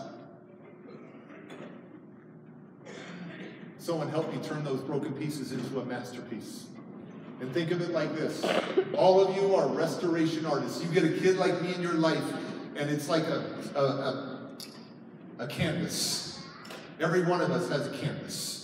And as kids, we don't get a lot of choices on what colors or designs or objects we get to put on our canvas. But as adults, you get to put whatever you want on your canvas. But you get a little kid like me that has a ripped canvas, torn up, muck and dirt and oil all over it, mismatched paint, and you start working one piece at a time on this canvas, on me. Working very carefully, matching the paint, cleaning off the dirt and the dust, working very carefully, one piece at a time. Focus on the beauty, the outcome, the masterpiece. You have great power to turn these broken pieces into masterpieces. My life is transformed And I'm grateful to be able to do what I do all over the world and share a message of resilience, but also a message of redemption. I'd like to end on a poem that I wrote years ago. And it goes like this. Who's gonna win? No, that's not it. Sorry. I messed up. Okay, here we go. Let me find it. Hold on.